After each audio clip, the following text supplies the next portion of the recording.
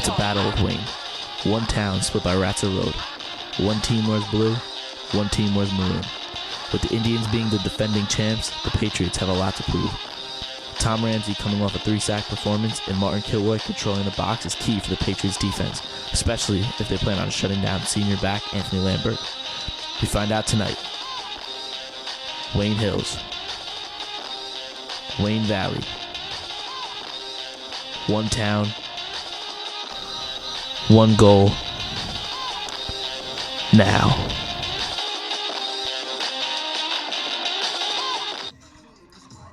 Welcome to Patriot Stadium. It's opening night as your Wayne Hills Patriots take on their crosstown rivals, the Indians from Wayne Valley. I'm Eric Newman, and I'm pleased to be joined alongside Madoc Fisher tonight.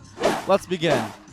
So, this year we're starting the 2013 season, and there's a lot of expectations for this Wayne Hills team. There's new coach Wayne Demikoff. There's been a regime change, you see, because for the last 3 years, Wayne Hills had Kevin Olson at quarterback, but this year, Justin DeGrow is taking over. He played a lot last year. What can we expect from him this year, Madoc? Justin DeGrow is going to be very big today. It's the 1-year anniversary since his first start on a varsity field against Wayne Valley. He's back where he started. I feel he'll be great this game. Yeah, that game against Wayne Valley last year was an absolute thriller. Justin DeGrow's first game. The first half, we saw a lot of growing pains in him, but we saw him progress in the second half, and Wayne Hills made a great surge in the second half and was unable to win. So what can we expect from that game as being motivation for Wayne Hills today? That's definitely going to be motivation today, Eric. It was the first time they lost to Valley in about 20-plus years or so. And as I saw last week, Justin looked very confident, as did the rest of the Patriots. And I'm expecting great things for them tonight against Valley. Yeah, this Wayne Hills team's 1-0. We saw last week they won 17-14 against Northern Highlands, and the offense really looked great in the second half. Yeah, they really did. I mean, it took a little to start up. Then Tyler Santa kind of had a surge in his touchdown catch, got everyone excited. They did a great going into halftime, and their defense really stepped up to their playing. Yeah, that was really a great game last week. And now Wayne Hills looking to stay undefeated, winning tonight, trying to go 2-0. And who are going to be the key players for Wayne Hills if they're going to try to win this game? Well, my key player on offense is going to be Justin DeGrow, as we talked about earlier, senior quarterback and captain. He's very impressive. He's matured a lot since last season, and I'm expecting to see great things from him tonight. Yeah, we've seen a lot of the read option coming from Justin DeGrow, where he has been becoming a revolution in college football and also the NFL, and we're seeing it trickle down to the high school game even, where we see Justin DeGrow take it to the outside with the option to pitch it to a back or take it himself, and it's been really effective for this Wayne Hills team. Yeah, Justin DeGrow, when he was younger, played a little wide receiver and running back, and then moved to quarterback in high school, so he has that running background, so don't be surprised if you see him take off. Yeah, and then on defense, Tom Ramsey looked really impressive in last week's game. Yeah, Tom Ramsey, 3.5 sacks in his first start on varsity. Very impressive. Also, Dylan Dokes did very well in the linebacker position. I'm expecting him to be clutch tonight. Yeah, this Wayne Hills offense and defense, if they can play like they did last week, it's going to be a tough night for Wayne Valley.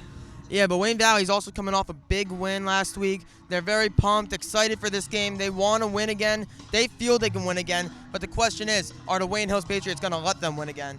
Yeah, and it's really going to be a great game. Well, that's it from the field. When we come back, the third member of our broadcast team, Andrew Francus, will be giving his insight on tonight's game.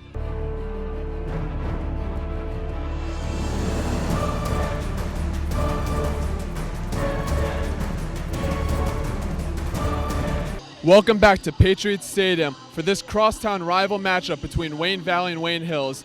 I'm Andrew Francis, and I have an important key to tonight's game.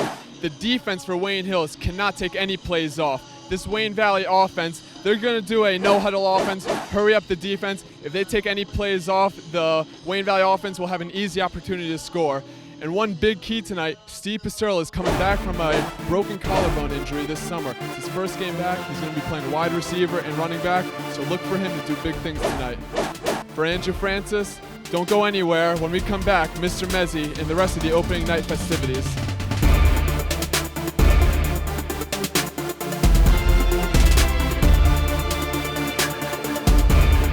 Good evening, ladies and gentlemen. Let's welcome the visiting Wayne Valley Indians.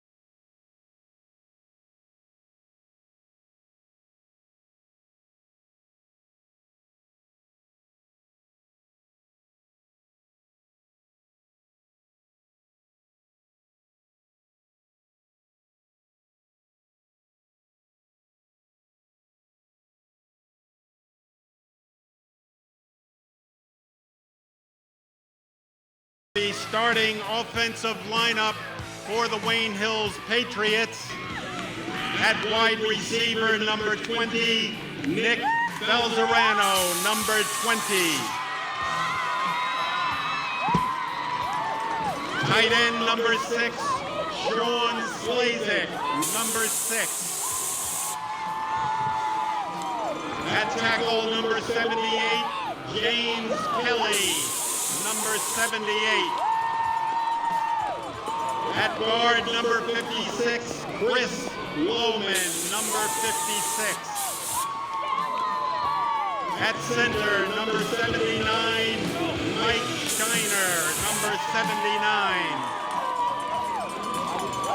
At guard, number 58, Rob Luterzo, number 58. At tackle, number 55, Derek Bastinek, number 55. At wide receiver, number 30, Vinny Loverdi, number 30. At fullback, number 32, Joey Kenny, number 32. At tailback, number 3, Justin Hogan, number 3. At running back, number 24, Steve Pusterla, number 24. And the quarterback, number 13, Justin DeGroat, number 13. And let's welcome the rest of the Patriots squad.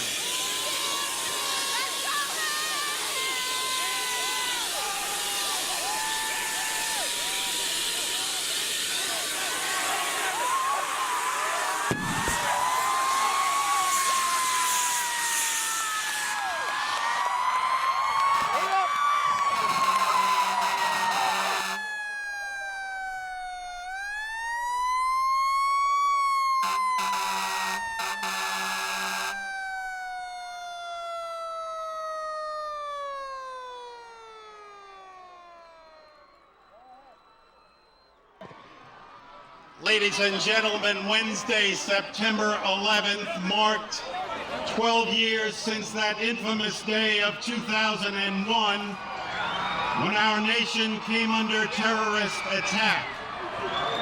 Wayne Hills continues its tradition of memorializing that date and remembering the thousands who perished at the World Trade Center, Shanksville, Pennsylvania, and the Pentagon.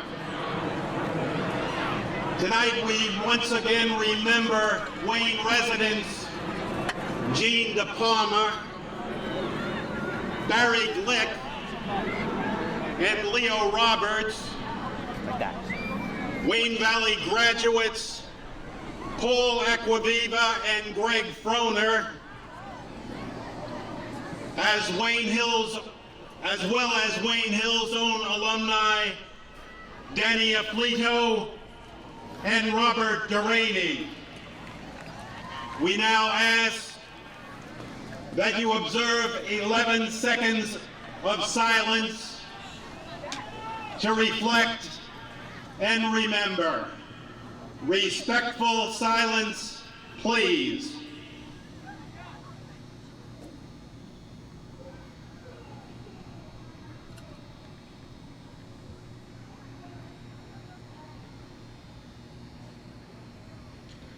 Thank you.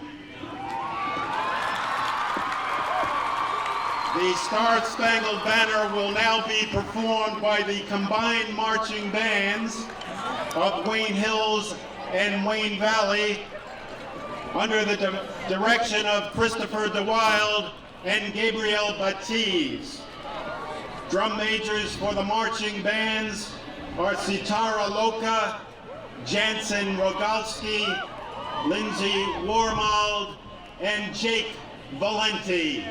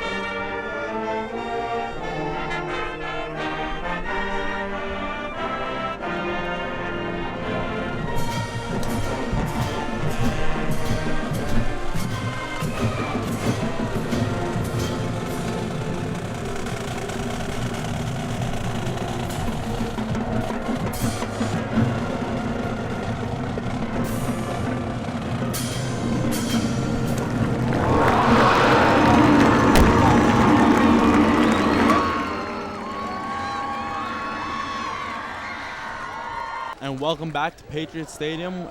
As we prepare for kickoff, it's time now to send it to the locker room as new head coach Demikoff gets his team ready.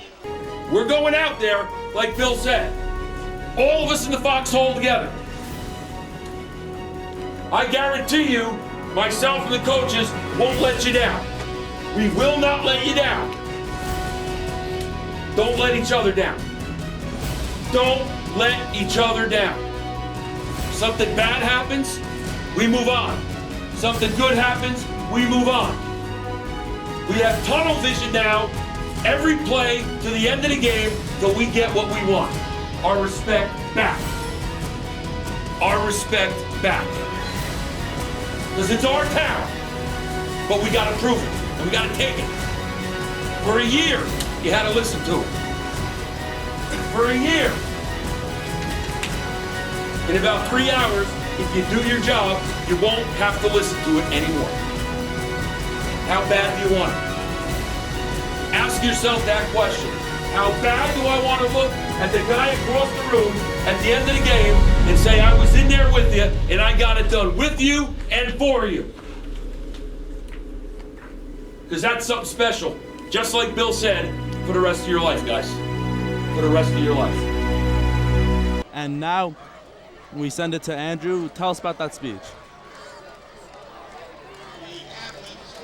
As you saw during the pregame speech, Coach Bill Parisi, who trained the team during the summer, had quite a few words to say. He mainly said that they're living a dream tonight. They get to play Friday night under the lights in front of their family, their friends. The whole town is here. 10,000 plus people. This is an opportunity, a privilege to do. And then Coach Demikoff spoke, and he said after last year's disgusting game against Wayne Valley that they wiped through their head. One game is a fluke, 2 games is a streak. Don't let it be a streak and make sure you win this game. Back to you, Eric. Thanks, Andrew. And that's really a great speech by Coach Demikoff, telling the players that don't let this become a streak. Wayne Hills does not lose to Wayne Valley 2 years in a row. Yeah, Wayne Hills, very consistent winning team. They don't like to lose. They're very consistent at winning. It's very rare you see them lose. The fact that they lost to Valley, to say that's an upset is just an understatement. It was way past that. It should never have happened, personally, in my opinion. Wayne Hills was a very great team last year, but Wayne Valley just outplayed them. Yeah, and this Wayne Valley team, I'm sure they're also very excited for this game. Last year winning, I'm sure they have a lot of momentum coming into this game. Mike, what can you say about this Wayne Valley team? Well, this Wayne Valley team is obviously it's very talented, but I do think that last year was a fluke because we did have so many people injured. We had Chunky down with an injury. We had Kevin Olsen down with an injury. We had so many other players key and vital to the Patriot offense and defense, and I think that this game is different. We have a set team. The Patriots have a set team, and they're going to do really well this game. They're going to establish their run early, maybe go a couple screen passes and runs for Justin at quarterback and things like that. Yeah, Justin Grote at quarterback, very key, very good player. It's going to be interesting. Now, Wayne Hills tonight on offense and defense only has 6 returning starters from last year. Valley does have more than that. I don't know if that's going to be an advantage towards Valley, but I do know it will play somewhat of a role, Eric. Yeah, it's an interesting point you bring up there, Madoc, because even though last year was a great game between Valley and Hills, these two teams, although they have some returning starters, are completely different teams. There's a lot of brand new players being infused into these lineups, so we're going to really get to see how this Wayne Hills offense is going to go against this Wayne Valley defense. Yeah, Demikoff went from being defense coordinator to the head coach, bringing a new West Coast style of offense. Very likely to use a shotgun, use the quarterback more as a runner than a passer, as in Coach Olsen's offense. And that proved to be effective, and the defense is just Wayne Hills' defense. We know them. Yeah, and now here comes the kickoff. Eric Martinez set to kick it deep. And there's a booming kick. And Wayne Valley takes touchback. They will start on the 20-yard line. Well, I'll tell you this. Eric Martinez, 1 kickoff on the season, 1 touchback, back to what he's been doing for 2 years. And I expect another full year of touchbacks. Yeah, Eric Martinez, really a great kicker. All year last year, really did a great job, and really expects to keep that going this year. Yeah, that touchback never gets old. It's always such a great sight to see when Eric Martinez lines up to kick the ball. And now we get set here for the first play of the game. Wayne Valley in the shotgun. Hand off to number 6, and a big hit there by Wayne Hills. But there's a flag on the play.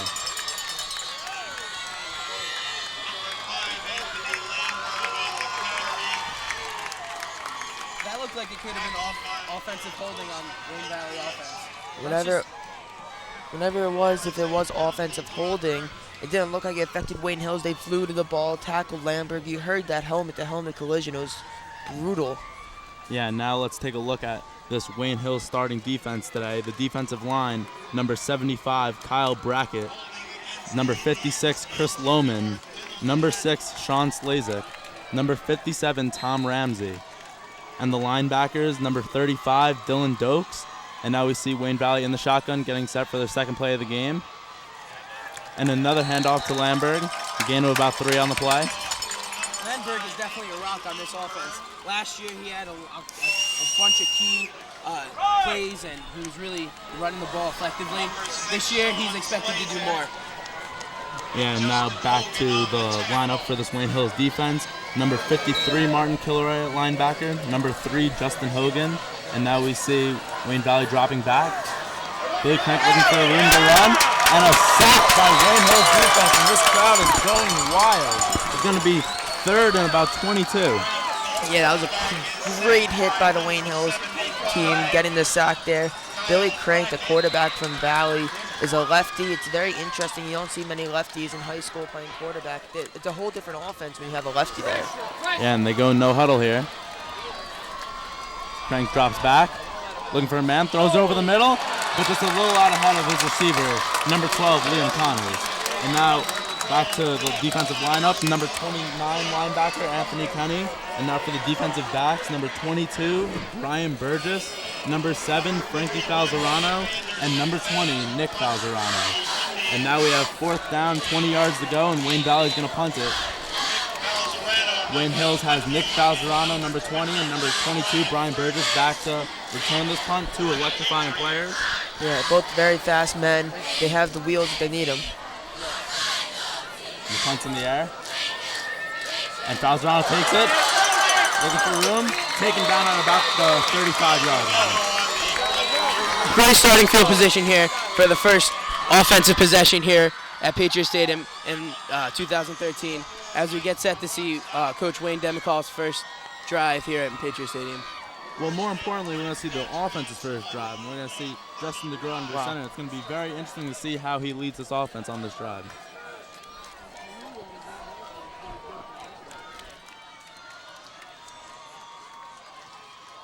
There's the handoff. And a big run there for number 24, Steve Pasterla. And now Pasterla broke his collarbone about 5 weeks ago, and he's back playing today, and which is just amazing. And he put his shoulder down there. It didn't even look like he had a broken collarbone there. Yeah, he's really looking to get big yards in this game. Against Wayne Valley, when you play injured, you got to play as hard as you can because you got to go for the win. Yeah, it's all about the win, as you saw there. Pasterla, and this is his senior year. He's the captain. It's the last year. I wouldn't see him missing this game for the world. Yeah, now 2nd and 4. Wayne Hills in the shotgun. Handoff to number 3, Justin Hogan. And he's got a big hole up the middle. He takes to the 10.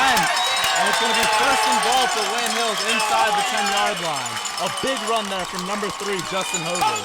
Yeah, Justin Hogan, he's a big boy. He can carry you for a good 10 feet if he has to. And we saw that there to set up a 1st and goal for the Patriots. They're using him and Pasterla effectively, switching them in and out. Joey Kenny's still rotating in into fullback position. It's going to be interesting to see the way they can use the 3 of them in the backfield. Much like last year, Steve Pasterla is more used like as a power back, much like Christian Rodriguez was.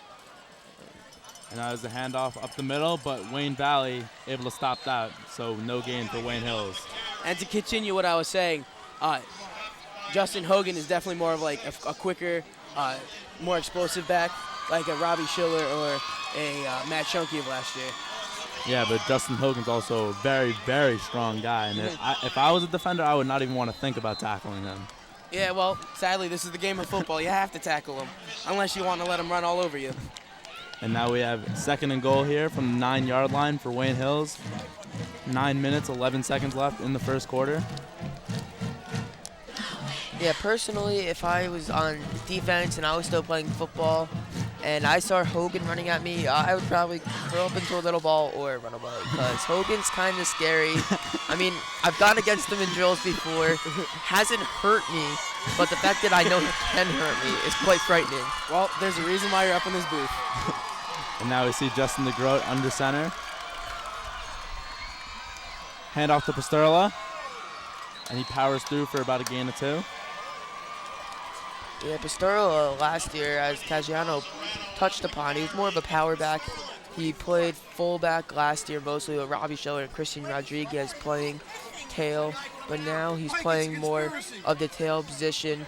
He's running the ball. He's always had the speed. He's always had the size. But he's so good at just blocking people that you can put him anywhere. Yeah, now 8 minutes, 30 seconds left in the first quarter. 3rd down and goal for Wayne Hills offense here. 7 yards to go. It's going to be a key play for this game in the first quarter.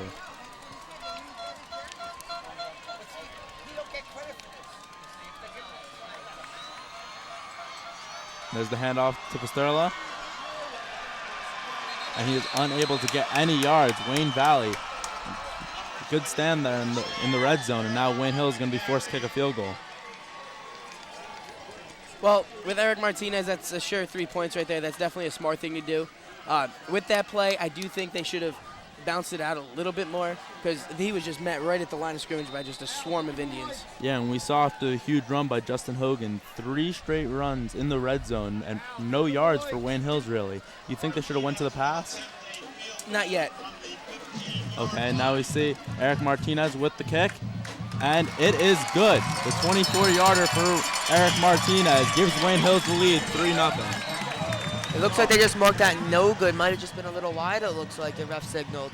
Oh, yeah, it was close, but you're right, Madoc. It's no good. And now 7 minutes, 30 seconds left. Wayne Hills misses out on a very valuable opportunity. Now, we saw that last year in the Hills Valley game, and we're seeing it right now. Special teams, such a key role. Last year we saw both teams had a little trouble punting, giving the other team too good of field positioning, and now we're seeing a missed field goal.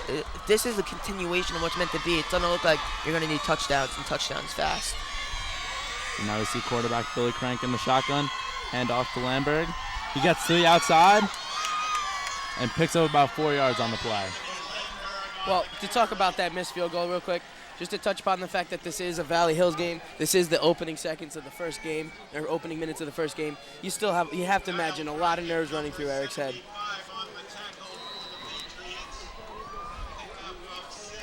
And now we see Billy Crank trying to lead his offense in the shotgun. And there's the handoff to number 2, Eric Jankowitz. And he is taken down for no gain. Oh, 7. I'm sorry, that was actually number 7, Anthony Duncan. Anthony Duncan, the senior captain, such an elusive back, almost like Robbie Schiller was to Wayne Hills. That's what Duncan is to Wayne Valley. And now we see, again, Wayne Valley playing a lot in the shotgun. And how do you think that affects their offense, man? And now here's the pass. It looks like it's going to be a first down from Wayne Valley. He gets to about the 43-yard line. David Drozjak with the catch. David Drozjak there just very sneakily snuck across the middle. The Hill secondary just didn't pick up on it. That was just a great play all around. Yeah, great progression by Billy Crank. He went through all his reads, had no one open, and then found Drozjak right there.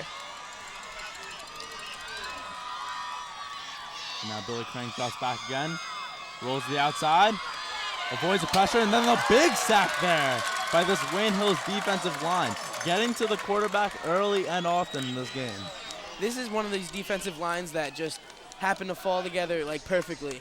This is probably the most talented part of this Patriot team. Yeah, the defensive line is definitely a very scary front four for Wayne Hills. And Wayne Valley really needs to block them if they're going to want to win this game. And now 2nd and 12 coming up. Billy Crank drops back. He looks the run. He's going to throw it. And it's caught by number 13, Shane Moniz. Oh, Nick Goodwin, number 13. No, their roster's Yeah, Nick Goodwin was a freshman quarterback last year and quarterback his whole life, now playing a lot of receiver in varsity. He had one catch for 40 yards, and that led to a touchdown last game for Valley. And there's a flag on the play, so the play's called dead. Looks like Goodwin wasn't set right. He wasn't on the line of scrimmage. That should be a penalty. Looks and like it is. Looks like a legal motion. A false start. And it's a false start on Wayne Valley, and that's going to cost them some yards. And really, it seems like every single time Wayne Valley looks to take the momentum, goes to make a charge, try to gain some yards, they move back 5 yards with a sack or a penalty, and that's really been hurting them early on in this game. That goes back to the mental state of mind here. Penalties. Yeah, it's really hard to operate a no-huddle offense trying to get your opponents off guard when you're penalized every play. There's the handoff to Lamberg. Bounces it to the outside. Picks up a healthy 5 yards there. Yeah, 5 yards for number 5 right there, Anthony Lambert. They'll work him really hard here. Billy Crank has a good arm, but Lambert's one of those guys who you can keep feeding the ball and he doesn't slow down. He gets more speed and more energized as the game goes on. Yeah, now we see here coming up 2nd and 9 with 4 minutes, 30 seconds left in the first quarter. And another flag thrown. These flags look like it's coming back on Valley, and it is. That's really hurting their offense. It's hard to get momentum when you keep getting penalized. And if this is like what's going to happen throughout the game, it's going to be very hard for Valley to score. And another false start. I'm wondering if these false starts are due to the loud atmosphere we have here tonight. You know, the crosstown rivalry Valley's like less than 3 miles away. The noise here, I can't even hear myself talking right now. And now Crank drops back, looks to run, looking for room. And that's a good run there off of what seemed to be a little bit of a broken play. Well, I'll tell you this, Billy Crank isn't a speed quarterback. He's a pocket quarterback, but when he has to, he's much like an Aaron Rodgers in the NFL where he could break it out if he needs to. Yeah, he definitely has that very sneaky speed, and anytime he escapes the pocket and gets out in the open field, he can be a dangerous player. He has that dual threat possibility where he likes to sit in the pocket. He prefers to be a passer. Well, if you close a gap on him, he's going to sprint. And there's the screen to Lamberg. He's unable to pick up the first down, so it's going to be 4th down, and Wayne Valley's going to have to punt it to Wayne Hills. Yeah, that little motion out of the backfield by Lambert, you think he maybe want to go to a wide receiver position and run deep. Instead, they call hike, run a screen, ineffective play, and it's going to lead to a punt. Yeah, on 3rd down, you never throw the ball behind the first down marker. You got to try to throw the ball in a position where if the receiver can catch it, it's a 1st down. But there they went with the screen, and Wayne Hills is all over it, and now Wayne Valley's forced to punt. Yeah, I mean, every once in a while, a play like that will break for some big yardage, but early in the game, it's good to run. I mean, towards the end of the game, you might not want to, though. And here's the punt. And a great punt there, down at the 1-yard line. So now we're going to see how Wayne Hills responds with some very poor field position as opposed to their first possession where they had some great field position. Well, football's football. There's 100 yards on a football field. If you happen to be on 99, you're on the 99-yard line. It's just something that happens. Well, actually, in football, they call line. it the 1-yard line, yes. And now we see Wayne Hills starting from their own 1-yard line. Yeah, now that they're on the 1-yard line, I'm expecting the growth to be under center, not really in the shotgun yet. But I'm really interested to see if they're going to go with the power I formation. Last week they used both Kennys in the backfield blocking for Hogan. If they're going to run a trap or a run. I'm thinking here that they're going to go with a power run to the outside with Hogan, and so that they're not heels against the end zone. And we see the Groats in the shotgun. He's going to take it himself and picks up about 7 yards on the play. Good run there. Yeah, very good run there. And as we see last week, he had 10 rushes for 125 yards, which is impressive for any high school athlete, regardless of the fact that he's a quarterback. As a quarterback, that just makes it so much more of a better stat. Yeah, being a quarterback able to run, when you're in the shotgun like that and you're doing that read option, defenses always have to account for you. You'll see like maybe with a slower quarterback, they're like, oh, he's not going to run it. But with Justin DeGroat or Billy Crank or somebody like that, to that effectiveness, or Bobby Brown of Northern Highlands, you always got to be ready for it. And now we see again DeGroat in the shotgun. And there's the handoff. And a big run there. Huge run for number 3, Justin Hogan. And it seems like every time Hogan touches the ball, he is just taking it for big chunks of yardage. Big chunks of yardage. Right there, that was close to 15, I would say. And that was just very impressive display of running ability. As they say in Madden, rumble, young man, rumble, because that's what Hogan does. He will carry people, like I said earlier. Such a great back as he looks like he's coming out of the game. You got to give the big man some rest. And now we see Justin DeGroat in shotgun again. And both teams really seem to be shotgun on the vast majority of their plays. And it's very interesting to see that in a high school football game. And now we see DeGroat take it to the outside, cuts back in, and picks up about 6 yards on the play. Another good run for Justin DeGroat. That was definitely not a design run. That was definitely something that fell apart in the backfield. But the compromising ability of Justin DeGroat and a mobile quarterback is just remarkable. Yeah, it looked like there's a little breakdown. Maybe the snap from Shiner was a little too high, or Pasterla was going in the wrong direction. Nevertheless, DeGroat took a broken play, made it into a great one. Last year when he was playing Valley in his first start, that might have been something we've not seen. Well, he took a negative and made it a positive. Yeah, and we see, touching on that point that you made earlier, Madoc, we see Justin DeGroat playing with a lot more confidence this year against Wayne Valley. Last year it seemed like he was a little unconfident, unsure in himself in his first start, but this year he seems to be really at home here in this game against Wayne Valley. Oh, it looks like there's another penalty. This one might be on the Patriots this time.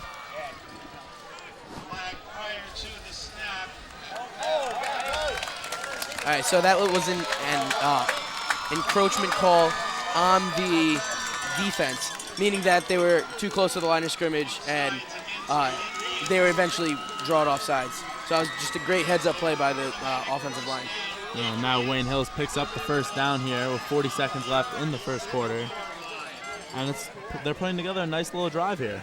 Yeah, really nice drive. And I'm going to have to credit that encroachment maybe to Justin DeGroat, maybe going on a hard count, knowing where he is in the field. A hard count definitely get the defense a little moving, then the quick snap to get him off sides.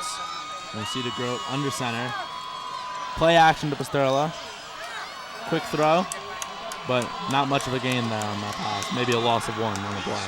Yeah, Hogan tried to make that into a few yards, but you can't, every time you get the ball, not something magical is going to happen. I mean, sometimes you're going to have to deal with getting a loss of 1 or 2 yards, but it's very rare to see that out of a player like Hogan, and I'm not expecting to see something like that again. Yeah, we see that play brings us to the end of the first quarter, and that was really an interesting quarter, Madoc. What did you see there? I thought it was very interesting, Eric, as you touched upon. I mean, last year, like with the Coach Olson era, his last season, Wayne Hills used more of a fast pace. They were quick to the huddle, quick to the line, quick to the huddle, quick to the line.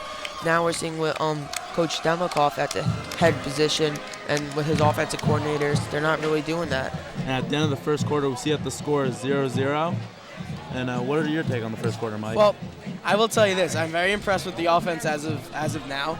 And right now, the only reason why there's no points on the board for either team is just because of the emotions. You know, senior year, Hills Valley. It's one of those things that it's hard to control your emotions. Yeah, and we'll be back right after this.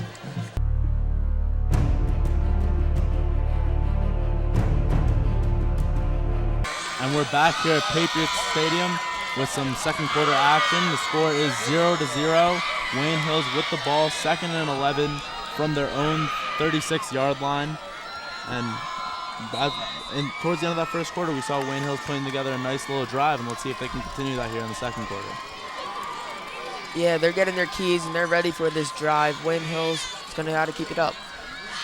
And now we see Justin DeGroat in the shotgun again. Play action to Hogan. Hurdles over a player and picks up big yardage there. And that's a great run for Justin DeGroat. Justin DeGroat looked a little bit like Justin Hogan there. You know, sneaky, powerful running, and that elusive hurdle. That was just absolutely athletic as anything. And that's what I was talking about earlier. In his early days, he used to play receiver and running back. He has such great elusiveness and backfield vision. He's not afraid if he sees a pile of guys there to run through him. He'll find a way to get past him and run. And not only is he not afraid to run through him, but if you see the piles, he's not afraid to jump over him, as we saw there. Great awareness by Justin DeGroat to pick up 9 yards on that run. And now we have 3rd and 2. DeGroat in the shotgun. And he's going to take it himself. And he's got some blockers. Picks up the first down into Wayne Valley territory now. Now this is something we've come accustomed to over the past couple of years, even in the end of Coach Olsen era, when Kevin Olsen as a junior and senior, he started to do a lot of more runs, and we're seeing Justin DeGroat, he also did a lot of running last year, and we're seeing they're carrying over that quarterback running style as long as the pocket passing. It's high school. Most of the time you have a mobile quarterback. And I will say this, every high school team that I've ever watched played, they have a mobile quarterback, or at least a quarterback that could run it if they have to.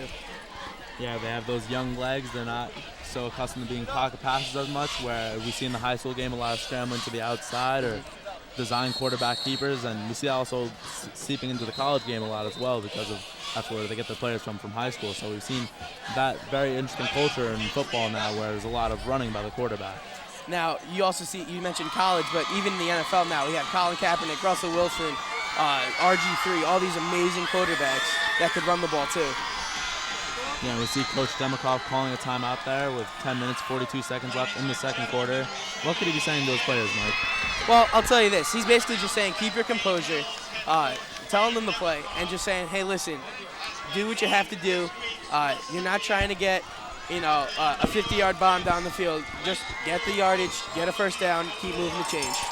Yeah, you can't really be mad at your players right now for Coach Demikoff. I mean, your players are doing very good.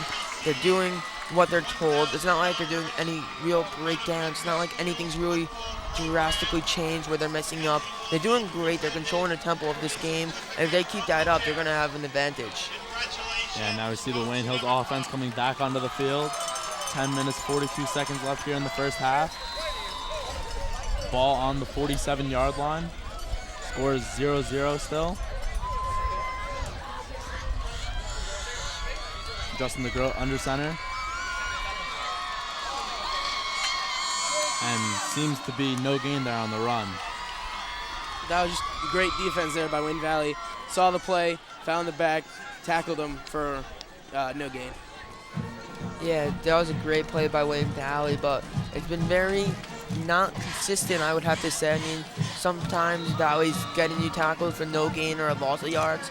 And there's other plays we've seen where they're taking, where not everyone, but a good amount of players on that team are taking plays off, and it's really putting them in a disadvantage. And that's why one of the reasons Wayne Hills is driving so effectively. Well, as we see here, Justin DeGroat has yet to throw a pass. Let's see if he can do that here. Now there's the handoff to Justin Hogan, and it seems like he picks up about 2 yards there on the run. Now, Madoc, why do you think Justin DeGroat hasn't thrown the ball yet? Well, I was at the Northern Highlands game last week, and Justin was throwing the ball pretty effectively, pretty well, but the pocket wasn't stable. It was collapsing a little too early, but we also didn't see them use that pass. We saw them start off heavy runs to Hogan and a lot of play action, but we didn't really see him pass until around the second quarter. So I'm not surprised to see the approach Demikoff's taking right here, but I am expecting a pass soon. And now we see Wayne Hills getting back to the line. Justin DeGroat in the shotgun. Play action to Hogan, trying to avoid the sack, but is unable to, and a big sack there by number 51, Jacob Anderson. Yeah, Jacob Anderson, very dominant force for that Wayne Valley front, and now that's going to bring 4th and about long, so Eric Martinez is going to have to punt. Yeah, there was a big sack there on 3rd down, forcing Wayne Hills to have to punt here, and now Wayne Valley is going to look to take the ball and try to score here. 8 minutes, 38 seconds left in the first half. And DeGroat is not happy about that, throwing his helmet on the ground. He's very frustrated in the way his team's playing. Hopefully they can pick it up. And there's the punt. And a fair catch called by Wayne Valley. They'll get the ball at about 25-yard line.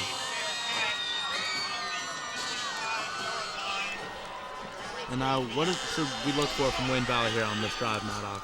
Well, I'm going to look for them to go more of a play action type of style. I mean, really, they've been doing a lot of read option, but they're giving it to Lambert or Duncan, whoever's in the backfield. I'm expecting Billy Crank to maybe pull it back and sling it downfield or hit a quick slant to Nick Goodwin or one of the other receivers.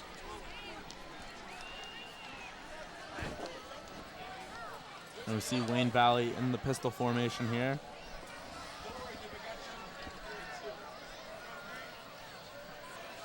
And there's the handoff to number 7, Anthony Duncan.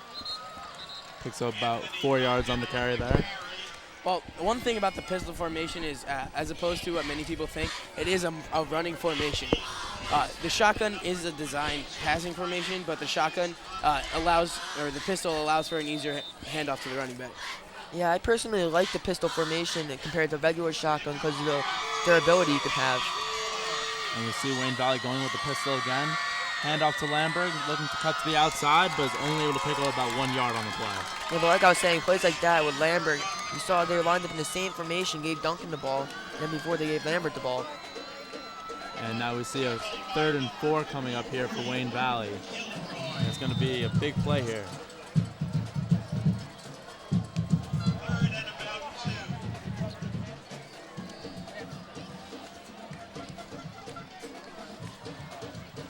Billy Crank telling his players some things. Seems to be a bit of a miscommunication out there on the field for this Wayne Valley offense.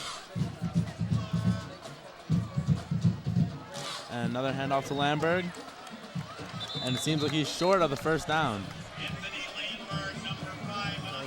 They're moving the chains. I think they're going to give him the first down there. Lambert did a great job pushing forward, using his momentum and his body. Yeah, it looks like he picked up just enough yardage to get the first down, and now this Wayne Valley drive continues.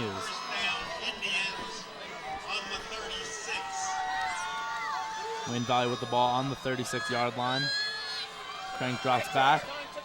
Throws to number 4 a little bit high and incomplete. So now 2nd and 10 coming up here. Yeah, that was definitely a dangerous secondary mistake. You know, that could have been big yardage there. But Billy Crank just overthrew the receiver. Yeah, they're going with the corner route. Throws a little high. Troy Smith in the safety position right now came in. He had a good defensive stand right there, using his momentum and body to deny the pass there. And Crank, play action, takes it himself, and he quarterback slide, picks up about 6 yards on the run. Ramsey came very close to having what would be his 4th or 5th sack of the year right there. Just missed out of the grass. Nevertheless, it's going to be 3rd and short. Hills on defense. Yeah, 3rd and 2 coming up here for Wayne Valley. 6 minutes, 30 seconds left in the first half. Ball on about the 44-yard line. And this is, again, a crucial 3rd down for this Wayne Valley team. And Crank with a quick pass to number 12, Liam Connors. It's going to be another first down for Wayne Valley. And great 3rd down conversions we've seen on this drive for this Wayne Valley squad. That's one of those stats that's overlooked by many. But if a team can convert on 3rd down, you're going to be winning football games. Yeah, especially when you have the durability to be able to run the ball or pass the ball in those type of situations. It's very effective for a team that's able to do that, and we're seeing that right now as it looks like the trips formation. And Crank drops back again. And there's a screen to number 37 for Wayne Valley. He seems to be rumbling forward. Picks up the first down. The pass there to number 37, Will Kearney. Yeah, Will Kearney is a sophomore this year. Very effective. He's a big dude, and he can do many things with it. He's very versatile, meaning he played tight end receiver in the past. Now he's more of a running back. He's picked up some speed, so he's got the strength of a lineman, but he's running the ball. And now we see Wayne Valley another first down. They really have a lot of momentum on this drive, Mike. Yeah, the momentum here is just killer. And this Wayne Hill student section is absolutely quiet after what's been going on here. But now a handoff up the middle, about 3 yards there for number 33, Mark DeLuise. Yeah, to mention back to the student section, they haven't said a word since the Valley Indians started this drive. Yeah, very quiet so far. It's very hard to get momentum back and play solidly when your fans aren't in it. And now we see Wayne Valley in the shotgun again. Frank looking for his man. Decides to take it himself. Still trying to throw. Gets it out to number 33. And a big gain there for number 33, Mark DeLuise, taking it to about the 9-yard line. Yeah, that was a huge play. Sets him up in the red zone and in 1st and goal. And I look to see a score, a touchdown out of this. I'm surprised the flag wasn't thrown there. Billy Craig was awfully close to passing the line of scrimmage. I thought we could see an illegal forward pass call there, but luckily for Crank and the offense, it didn't get called. And now we see this Wayne Valley offense in the pistol again. Handoff to number 7, Anthony Duncan, but this Wayne Hills defensive line will not allow him to pick up yards, pulling him down by the jersey, taking him down at about the 11-yard line. James Kelly there with just relentless pursuit of the running back there. Amazing, amazing tackle. And now we get to see Wayne Valley's first possession in the red zone this game. It's going to be a little interesting to see the difference between the way that they take the situation between them and Wayne Hills. We saw Wayne Hills in the red zone before, went with 3 straight runs, and now we see Wayne Valley first possession in the red zone going with a run again, and then another run. Handoff to number 5, Anthony Lamberg. About a 4-yard gain there. This is going to be a huge stand right now. Wayne Hills got stopped in the red zone and did not come away with any points. Now Valley has the opportunity to come away with points, being at 3rd and goal. Yeah, 3rd and goal from the 6-yard line for Wayne Valley, and this is going to be a big play here with 3 minutes, 36 seconds left in the first half. And Frank drops back to pass. He's going to run to the outside, looking for a man. And wide open is number 33, Mark DeLuise. And that is a touchdown for Wayne Valley. Score will be 6-0 with 3 minutes, 27 seconds left in the first half. And as we see here, the referees were looking to see if that was an illegal forward pass, but they don't call it. I think that was a questionable non-call there. What do you think, Madoc?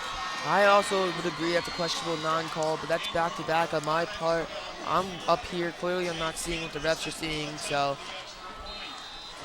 Now we see Wayne Valley set to kick the extra point after scoring the first touchdown of this game. And the kick is up, and it's good. So now the score is 7-0. Wayne Valley with the lead with 3 minutes, 27 seconds left in the first half. That's going to be a crushing blow right now for the Patriots at their home field, down 7-0 with a few minutes left before halftime. I'm going to expect them, after this return, maybe trying something out of the box, trying to go downfield, taking some risks and chances. Yeah, it's going to be interesting to see how Wayne Hills responds to now being down 0-7. And if I'm Wayne Hills, I'm definitely looking to put some points on the board on this possession. Well, after that drive and a touchdown by Wayne Valley, I do expect to see a very fast, quick score by Wayne Hills. Maybe not a full touchdown, maybe just a field goal. Yeah, it's just important to get some points on the board for this Wayne Hills team. We see that they have 0 points through this part of the game, and they had that great opportunity in the red zone, but unable to score a touchdown after 3 plays and then unable to kick the field goal. So Wayne Hills definitely looking to put some points on the board on this possession. Yeah, I'd have to agree with you, Eric. They're looking to put on points, but I'm not going to doubt the Patriots here. Last week they were down 14-3 with a few minutes left in the half, ended up making it 14-10 and coming back to win 17-14.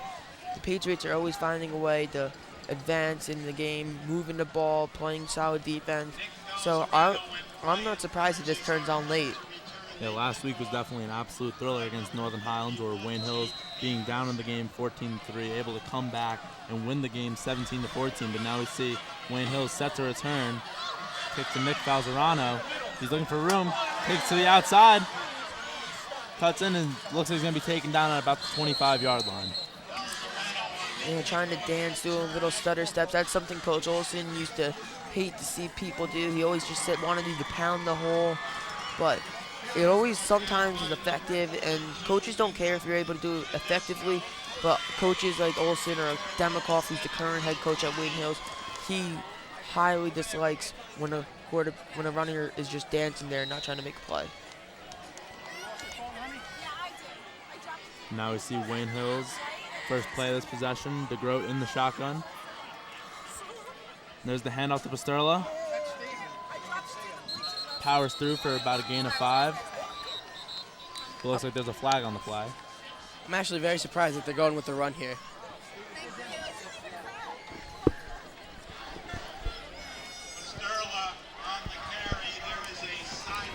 Yeah, I'm trying to figure out what the penalty is here. I'm very questioned by that. And the penalty was actually a sideline warning where some players from the Wayne Hills sideline were kind of seeping onto the field.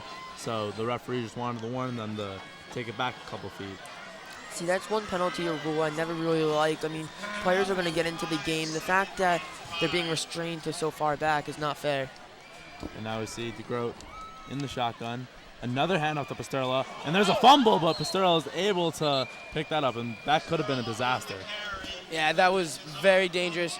That was just a good heads-up play just to figure out, okay, I dropped the ball, get right back on it, and just a good heads-up play. Yeah, but if you're paying attention to this Wayne Valley defense, when Pasterlo's running the ball, he likes to run low. They're targeting that injured collarbone, and they're trying to get him down and hurt his collarbone again, it looks like. And we see, as you said before, it's interesting to see Wayne Hills going with the run because when they run the ball, the clock keeps on ticking, and now we see that there's only 2 minutes, 17 seconds left in the first half. And DeGroat in the shotgun. He's going to take it himself, run up the middle, picking up some big yardage, including the first down. Takes to about their own 45-yard line. A great run there for Justin DeGroat. Excellent, excellent run. Moves the chains. They didn't even see it. For a second there, I thought he broke that away for a touchdown. Yeah, well, I'd like to touch upon what you were saying, Eric, about them running the ball a lot. They still have 2 timeouts left on the board, so they can risk this running the ball. And we see Wayne Hills trying to hurry up to the line. As we're inside of 2 minutes left in the first half. It looks like there's going to be a flag. I think Sean Soizik moved a little on DeGroat's change of the play. And so it's going to be a false start on the Patriots. So 1st and 15 coming up from about the 41-yard line here. The good news there is the clock will temporarily stop, but now, of course, running again. So 1:45 and counting left. The Patriots got to try to find some points somewhere. Yeah, they have the ball on their own 41-yard line. 1st and 15 coming up here, and the clock keeps on ticking. And Wayne Hills needs to start throwing the ball to Mike. They actually don't look like they're too worried. And there's the play action, and just taken down in the backfield, Justin DeGroat is, and it looks to be a loss of about 2 on the run there. Yeah, Wayne Valley just ate a DeGroat sandwich right there, all pancaking him, smashing him. But with receivers like Frankie Falzarano, Nick Falzarano, as well as Vinny Laverty, I'm very surprised not to see him passing the ball, as Caggiano touched upon earlier. And now we have 1 minute left in the first half. 2nd and 18 coming up here, and Wayne Hills definitely should look to throw the ball, as you just said, Madoc.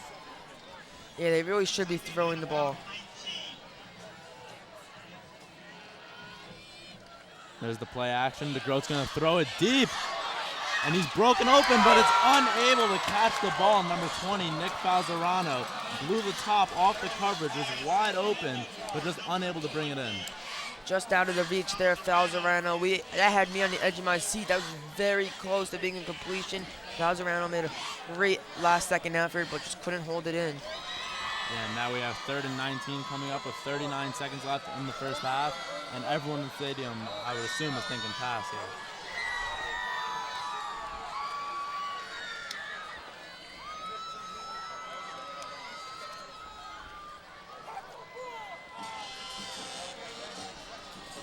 And again, DeGroat in the shotgun. Drops back. The screen. It bobbled a little bit, but caught, but only for about a gain of 2 or 3 there on the play. Yeah, Joey Kenny did the best he could to get a hand on that ball. He was able to get a few yards, but not enough for first down. Wayne Hills. Looks like the punt unit's coming back onto the field, but Valley first is going to take a timeout. Yeah, so now 30 seconds left in the first half. Wayne Valley is going to get it back, and it's going to be interesting to see if they're going to try to score some more points before the end of this half. I'm wondering if they're maybe going to run a fake here. Just, because it's last drive before half for the Patriots. Maybe just throw them off and maybe get some yards, a first down, whatever they need. Yeah, fake wouldn't be bad. I mean, 31 seconds left. We've seen that Billy Crank can lead this offense down the field, but the passes he's completed have been a maximum of 10 yards. He hasn't really completed anything past that. So I wouldn't, if they do get the ball here around the 40-yard line, the fact that they have it, I can't see a deep pass coming out of Crank. And now we see Wayne Hills getting set to punt. Martinez back getting ready to kick this ball deep.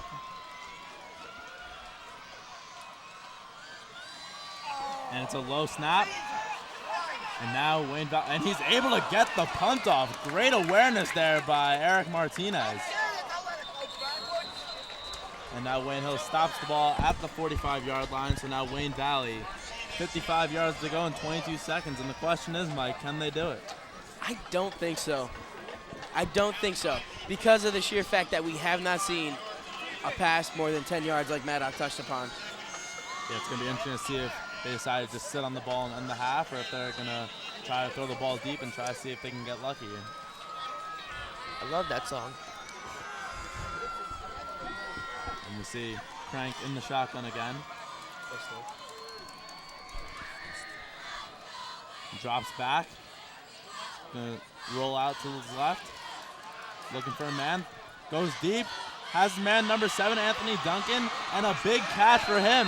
Takes it to about the 22-yard line with 10 seconds left in the first half as Wayne Valley calls yet another timeout.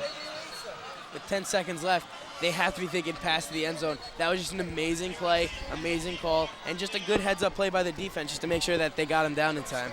Yeah, and we saw there Billy Crank doing a great job of getting to the outside. He was able to create more time for himself after he left the pocket and found a wide-open Anthony Duncan down the field. Now, I'm wondering if maybe they'll go with a field goal here. I do think that they're going to go with a pass or something, but it does raise the question. Do you go with a field goal if you have a good enough kicker? Well, I think in any game, especially a rivalry game like this, that's so important, like, just towards playoffs, towards, like, just saying, hey, we beat our rival. I think you got to go for the points here. I wouldn't be surprised for them to maybe, they're on the left hash, maybe center the ball, get it towards the middle, and then call a timeout for a field goal. And we saw there was a penalty there on Wayne Hills, so now the ball will move half the distance to the goal. So Wayne Valley now on the 11-yard line, 1st and 10 with 10 seconds left. And this is definitely going to be an interesting end to this first half, Mike. Yeah, I would definitely say so. I'm wondering what the Patriot coaching staff has in store for the Patriot defense. Yeah, it looks like they're putting the coverage unit in there, getting a lot more durable hands. And we see Crank in the shotgun. Drops back. Quick throw. And a touchdown to number 33, Mark DeLuise, his second touchdown catch of the game with 7 seconds left in the first half. And now Wayne Valley takes a 13-0 lead. Well, touching on what we pointed out earlier about Coach Demikoff's speech, 1 time the fluke, 2 times the streak. It's looking like right now the way the two teams are playing, this is heading towards a streak more than a fluke. I'm really going to be interested to see the way these two teams come out in the second half. Now it looks like Wayne Valley is getting set to attempt the extra point. And the kick is good, so now the score is 14-0, and Wayne Hills will get the ball with 7 seconds left in this first half. Yeah, but 7 seconds really isn't that much. I'm expecting Wayne Valley to squib it here, and then the Groton maybe going to have 1 chance to go to the end zone if he's lucky. And that was really a great possession for Wayne Valley. The best case scenario, able to go 55 yards in 24 seconds to score another touchdown to extend their lead to 14-0. But again, I'm not worried about the Patriot offense. They get the ball back in the second half. If they go march down the field with a nice long drive to start the third quarter, they get a touchdown, and that's it. They're in it. It's a 1 touchdown game.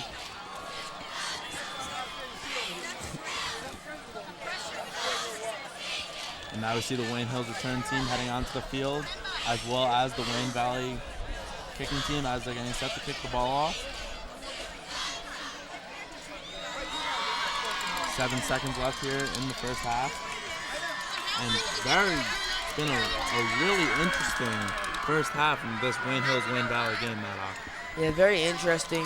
It starts off very back and forth, and Valley scoring one touchdown, scoring another, trying to pile it on. Something that went from being a back and forth, now looks like it's going to be a David and Goliath type atmosphere, with Hill is now looking like an underdog.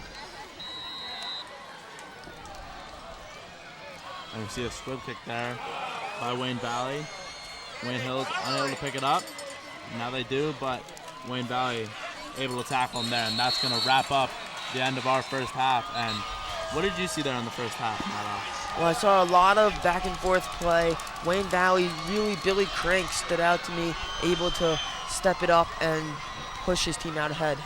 Yeah, and we saw Billy Crank throwing 2 touchdown passes in that first half to give Wayne Valley the 14-0 lead. And Mike, what did you see there in the first half? You're talking about Billy Crank's ability, but we should talk about Matt DeLuise, who also caught 2 touchdowns with Billy Crank. That was just a great combination there. Look to see that more. Yeah, and now we're going to throw it over to Andrew Francus as he gets ready to talk with Coach Goldstein.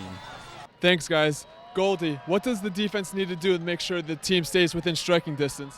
Right now we have 0 pass rush, so defense obviously needs to get after the quarterback a little bit. And what does the offense need to do to make sure they get some points on the board this second half?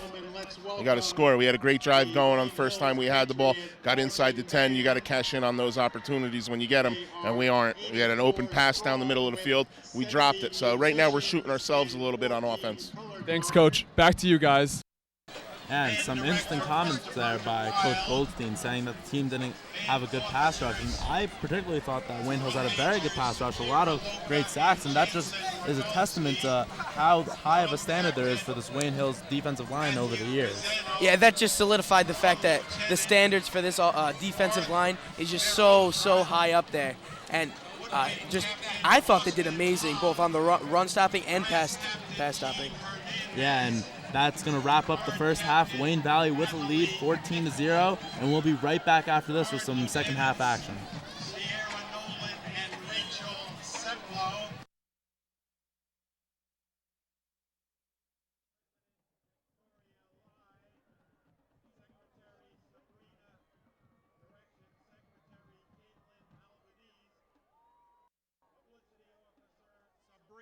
Arula, recruiting officer Sierra Peckham, equipment managers Marco Calderulo, Michael Frauenberger, Zachary Lesser, Sophia Lewin, librarians Daniel D'Amico, Christine D. Taranti, Jennifer Houghton, and Carly Pazer.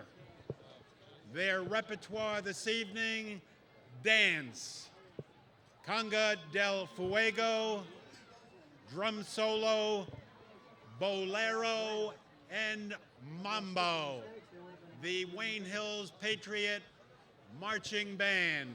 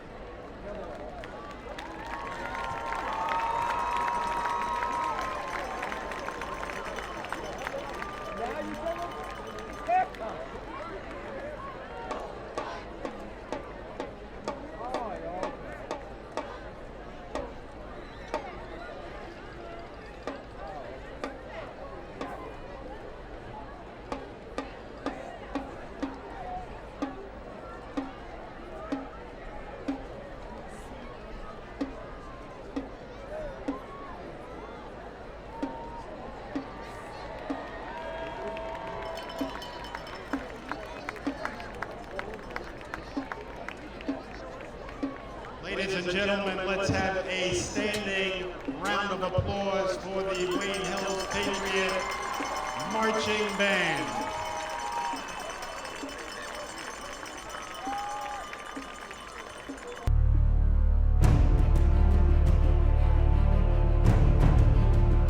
And welcome back to Patriot Stadium as we're seconds away from the second half, and we saw Wayne Valley totally dominating the first half there, Mike.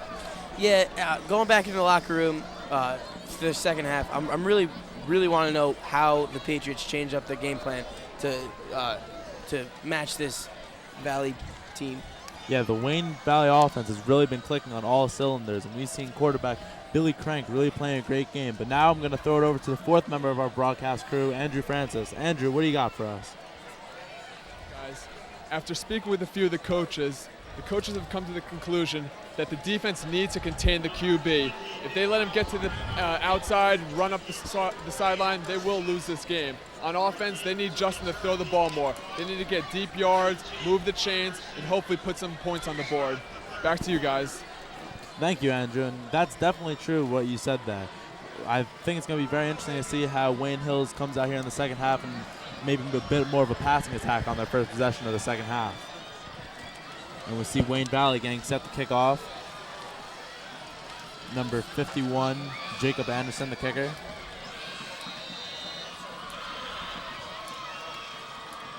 And it's a shallow kick. Return by Falzerano. Gets swung around by a couple defenders, taken down at about the 22-yard line. Yeah, that kickoff's going to be game changer right there. You got around the 30-yard line. It's going to be good field position, minimizes the field, less coverage for the Patriots to try to score. It's going to be really interesting to see. As touched upon earlier, Justin really does need to throw the ball more. He threw it maybe one or two times I can account for. So I'm looking to see that coming out strong. Yeah, Wayne Hill starting off at about the 23-yard line. And it looks like Justin DeGroat in the shotgun. The handoff to Justin Hogan. And looks like he stopped for no gain there.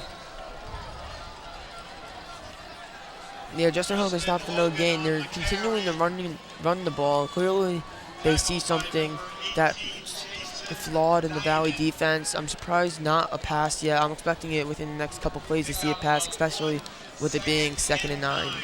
Yeah, 2nd and 9 coming up here at 11 minutes, 23 seconds left in the third quarter. And again, DeGroat is in the shotgun.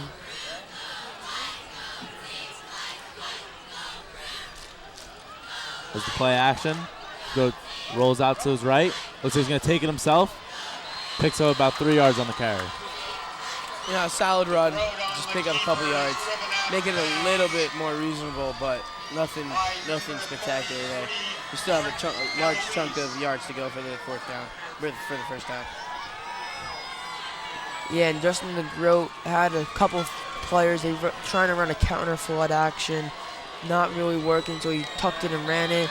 And we saw that they Valley coaches had to restrict the players. Justin DeGroat being tackled to the sideline. You saw those Valley players being backed up. Kind of a few words looked like could have been exchanged there. Yeah, now 11 minutes, 6 seconds left here in the third quarter. A big 3rd and 6 coming up here for Wayne Hills. Justin DeGroat in the shotgun. Gonna throw it over the middle, and it's caught. First down for Wayne Hills. That's a big play for this Wayne Hills offense, Mike. Well, Vinny Laverty, the sophomore, just did an excellent job of getting to the spot where he needed to be, catching the ball and holding on to it. Great first down. Yeah, Vinny Laverty's very fast, and talking to him in school the past couple of days, I don't think there's anyone on this roster that's more excited, more pumped for this Hills Valley game. He really loves the game of football, and he's proven it right there and playing great. Wayne Hills coming out in the shotgun again. There's the read option. DeGroat takes himself, picks up about 2 yards on the run there. Yeah, DeGroat going with that back to that option. I mean, he's gaining yards every time. He's yet to be stopped for minus yards. So I'm not surprised to see DeGroat running that. But I really do want to see them pass the ball more. DeGroat's a great passer, and I'm surprised he's not being utilized that way, Eric. Yeah, now Wayne Hills has a 2nd and 7 coming up here with 10 minutes, 13 seconds left in the third quarter. And Wayne Hills, in this first possession of the second half, has been doing a really good job of working the ball down the field, each play gaining a couple yards.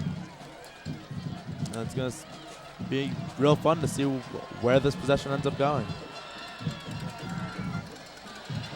So they go looking for his man.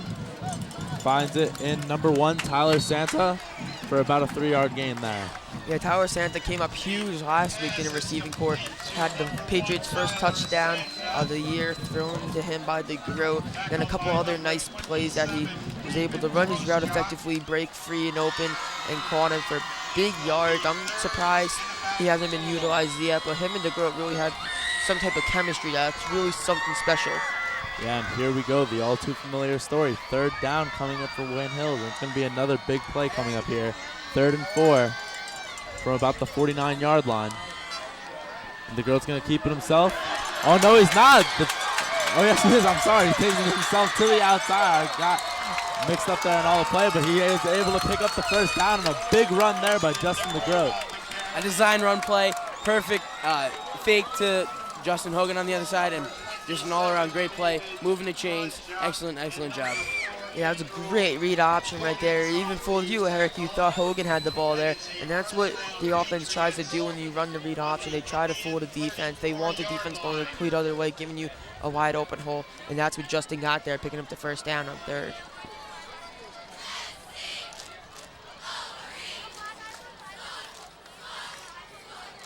And now there's the handoff to Hogan.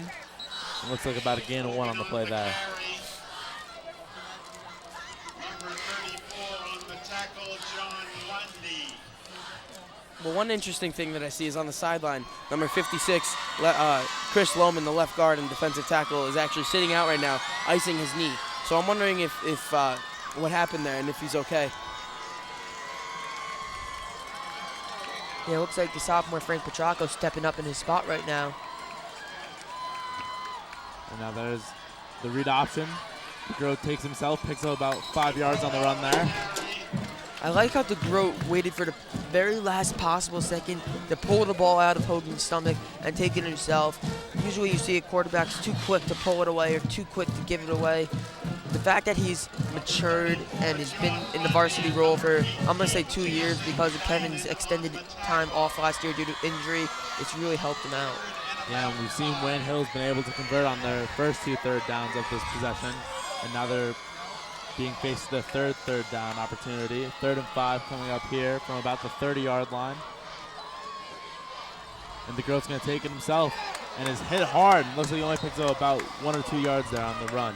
And now it's going to be interesting to see, does Wayne Hills go for it here on 4th and short? Well, 4th and short, it is still relatively far for a field goal, and it's way too close for a field goal. So they have to go for it. They really don't have any other option. My guess is they're either going to go with a quick swing pass to Nick Valzerano or Vinny Laverdi on the other side, or even just a screen play to Pisterla or Hogan. Yeah, and it looks like they are going to go for it here. Not surprised on my part. They're down 14-0, beginning of the third. You got to try to get some type of momentum, some type of thing going, and that's what they're trying to do here. Yeah, and 4th and 4 coming up. Wayne Hills elects to go for it. Justin DeGroat intercepted by Wayne Valley, and now Wayne Valley is running down the field, takes it all the way to about the 50-yard line, and a huge play there for Wayne Valley. Looks like intercepted by number 27, David Drozjak. Just did an excellent job of reading the ball, picking off, jumping on it, and getting it up the field. But I'm more impressed with the fact that the Patriots were able to get back and cover up and make sure they didn't get back to the house for a touchdown. Yeah, now Wayne Valley's offense back on the field, and they were very successful throughout the first half, and it's going to be interesting to see what they do here in the second half. Especially after a huge momentum switch like that. And Valley comes out in the pistol again. And there's the handoff. And a pretty nice run there by number 33, Mark DeLuise, for about a 5-yard gain. Yeah, they're really using Mark DeLuise a lot tonight. You haven't seen him featured much in the previous year. In last game, he wasn't featured as much as he is tonight, but he's really been the workhorse for this team and really a key player right now in this offense. And Wayne Valley again coming out in the pistol. three wide receiver set. There's the handoff to Lamberg. But Wayne Hills was not allowing him to gain any yards. Takes him, tackles him behind the line of scrimmage, and it's going to be about 3rd and 6 coming up here. Just a great heads-up play, making sure they got to the running back and took him down the backfield. Yeah, this is the Wayne Hills football I've been accustomed to. Gang tackling, not giving up, endless pursuit, and I'm liking what I'm seeing right now to this Patriot defense. Yeah, and with 5 minutes, 45 seconds left here in the 3rd quarter, Wayne Valley getting set to go for a 3rd and 6 conversion here. Billy Crank drops back, and Justin Hogan really put some fear in his heart there, so Billy Crank just had to kind of throw it away, and now it's going to be 4th down for Wayne Valley. And I'd like to just thank Billy Crank for proving my point. If Hogan is coming at you, you curl up into a ball and avoid Hogan at all costs. Yeah, and it's interesting how the Wayne Valley offensive line just completely left Justin Hogan unaccounted for, something that an offensive line should just never, ever do. Well, it looked like he was coming in from a Mike blitz, and they were trying to set up a screen to Lambert on the left side, so traditionally that would happen. And now we see Wayne Valley getting set to punt here. 4th and 6. 5 minutes, 35 seconds, and a high snap, and the ball goes back. And now Wayne Hill's chasing down. The ball's on the ground. He goes to punt it. And it looks like he doesn't even get it back to the line of scrimmage, and that is a great opportunity now for Wayne Hills with great field position. And now that's a big turn in this game, Mike. You know, we saw Eric Martinez fumble a snap like that before, and he was able to get it off, much like Jake Anderson there. But to the Indians' dismay, they weren't able to get it as far as they would have liked to. Now that has to wake Wayne Hills up right there. They look pumped now. They're all talking. They're all getting excited. They're patting each other on the shoulders. Their offense is in what I like to call plus territory, and hopefully they can get it in. Yeah, now Wayne Hills with a 1st and 10, as you said, in Wayne Valley territory on about the 43-yard line. And if there was ever a time for Wayne Hills to come back, it is definitely right here, right now to start this comeback. Down 14-0, 5 minutes, 22 seconds left in the 3rd quarter. A big momentum-changing play like that. And now we see Justin DeGroat with the play action. There's a flag on the play, but he's going to throw it deep. And Falzerano unable to catch up to the ball. You know, many of the fans upset with that call, hoping for pass interference on that, but, you know, clean in the eyes of the referee. And it looks like it's not going to matter because there was a false start on Wayne Hills. So it's going to be,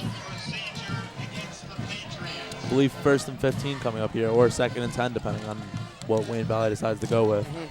Yeah, it looked like an illegal procedure call, so that's going to be a 15-yarder for 1st down. It's actually a 5-yard penalty, so now it's going to be 1st and 15, 5 minutes and 16 seconds left in the 3rd quarter, and Wayne Hill just needs to brush that penalty off and get right back to it here on offense.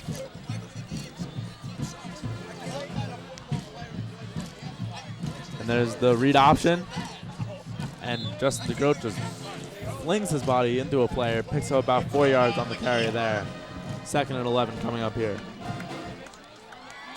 Yeah, DeGroat not afraid to take any risk or chances. Usually see some quarterbacks kind of hesitant to run the ball and put themselves in harm's way. But as Caggiano said earlier, high school, you got to be able to be a mobile quarterback when the time comes. And the fact that Justin does have that running back experience, he's not afraid to take a hit, and he actually embraces the hits and enjoys getting hit. Yeah, and now 4 minutes, 40 seconds left here in the 3rd quarter. 2nd and 12 coming up from Wayne Valley's 45-yard line. Justin DeGroat in the shotgun. It's going to drop back. And just a bit off the mark there on the pass, so 3rd and 12 coming up here.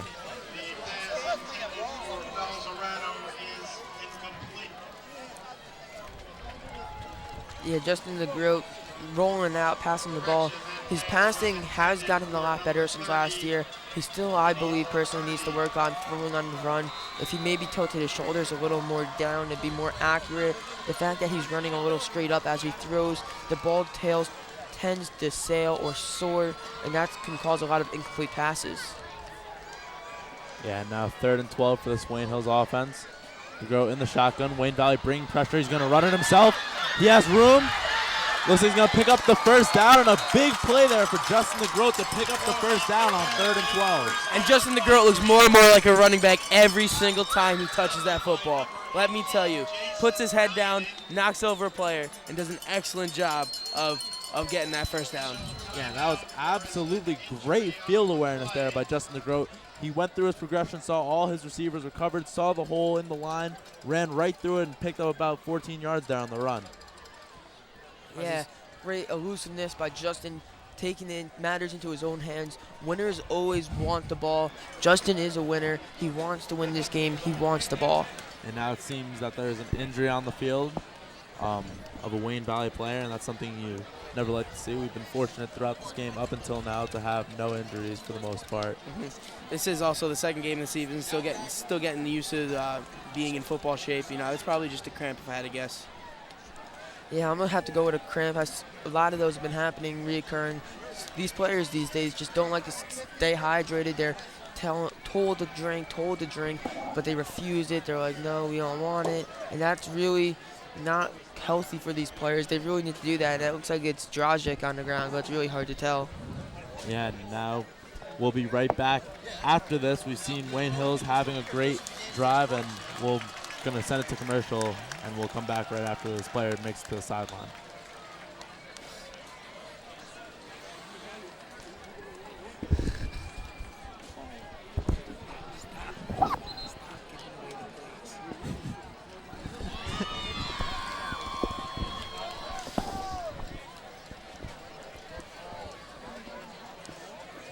And welcome back to Patriots Stadium here in the third quarter, 4 minutes and 20 seconds left. Wayne Hills with the ball, 1st and 10 on the 28-yard line. And this Wayne Hills offense has really been surging down the field, Mike.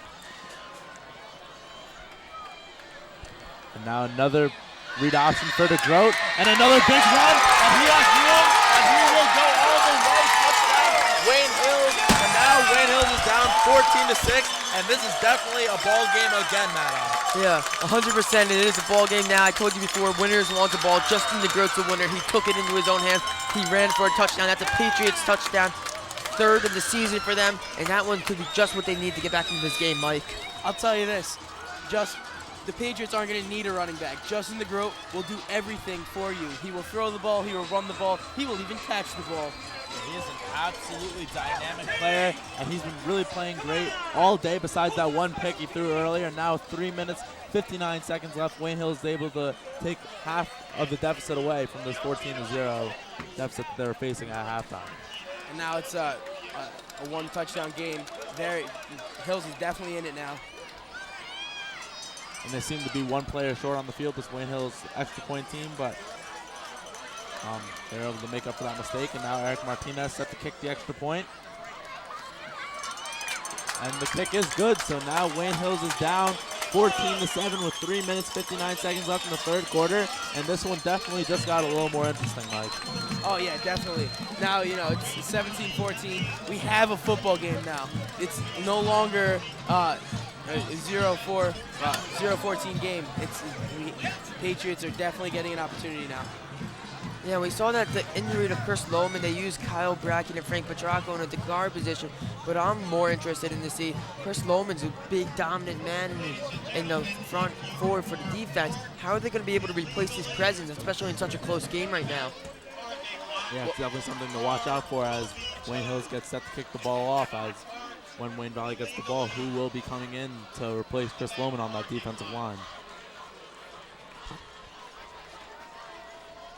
You know, we do know that last year he had problems with his knee. I'm not exactly sure which knee he's injured right now, but I know for a fact that whatever it is, knee injuries are never a good sign, especially with linemen.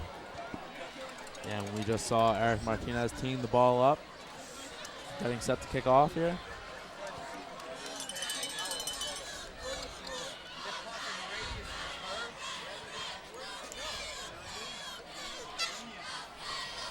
And a booming kick there by Eric Martinez. And it looks like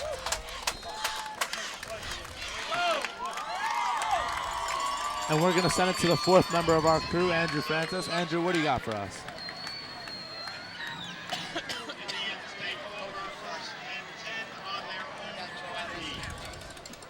Guys, this sideline hasn't been this loud since the moment they walked on the field.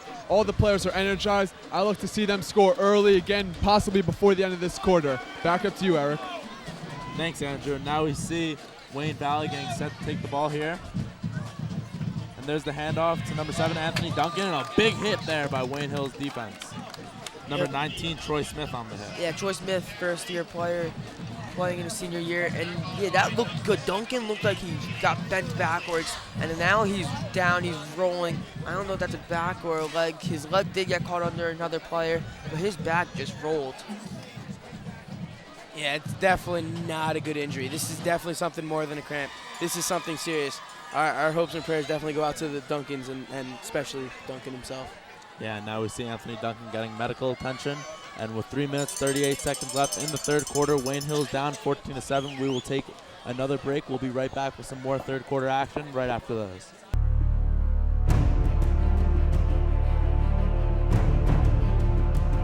And welcome back to Patriot Stadium. As we see here, Anthony Duncan being walked to the sideline. So Wayne Valley will continue this drive. 2nd and 8 coming up here from about the 23-yard line. 3 minutes, 38 seconds left in the third quarter. Yeah, but what's really scary about that injury to Anthony Duncan is you notice on his right knee he has a brace, but he seems to be limping and favoring that right knee as if he hurt his left knee. You never want to see a player with dual knee injuries. It's just a shame. Yeah, now we see Billy Crank in the shotgun. It looks like he's going to take it himself. And a big hit there by number 6 for Wayne Hills, Sean Slazak. Sean Slazak is just another one of those super freak athletes on this Patriot offensive and defensive line. Playing the tight end on offense, playing defensive end on defense. Just an excellent job getting to the quarterback. Yeah, and it looks like Billy Crank's down. That could be crucial. It looks like, and the next person on the depth chart is who we've been seeing playing at receiver. That's Nick Goodwin. He's a sophomore. As I said before, he has a lot of quarterback experience, and it looks like he's going to have to step up for Wayne Valley if they want to win this game. And again, this looks like a pretty serious injury. Are not looking too good on the field. You know, they had to bring out all the medical staff and all that kind of stuff. Our thoughts and prayers definitely go out to the Craigs. Yeah, definitely. And again, as the medical team attends to Billy Crank's injury, we're going to send it to another break. 3rd and 4 here with 3 minutes, 19 seconds left in the third quarter. Don't go anywhere. We'll be right back after this.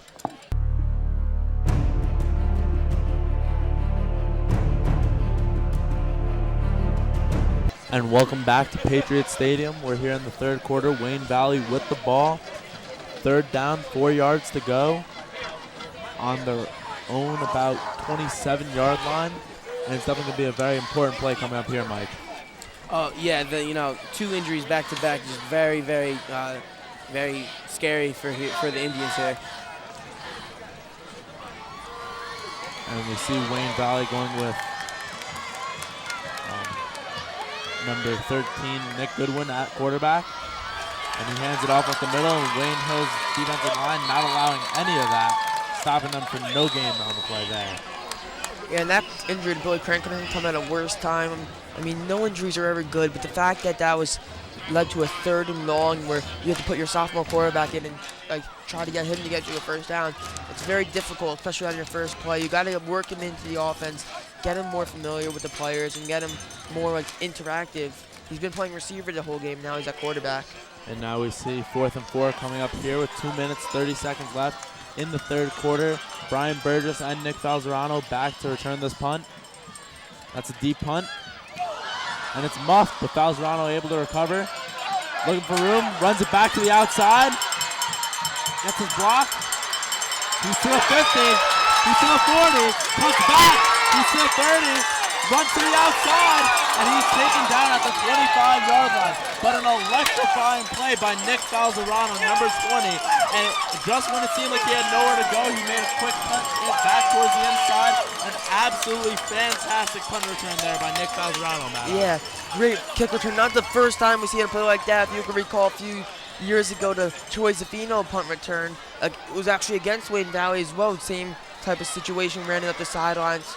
That case was a touchdown. Falzerano just broke a tackle and then just got tripped up and couldn't hold his balance.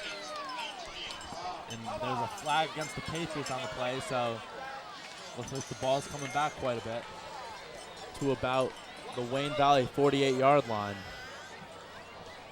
Actually, the referee keeps walking. It's going even farther. Well, I think it's going to be enforced from the spot of the foul, so the fact that that happened around midfield, you're going to have to back it up maybe 10 or so yards from that point, putting them at their own 40. So what exactly was the foul, Madoc? It looked like maybe a clipping or something, but it looks like they're waving it off. There is no penalty. They're ruling that a clean hit.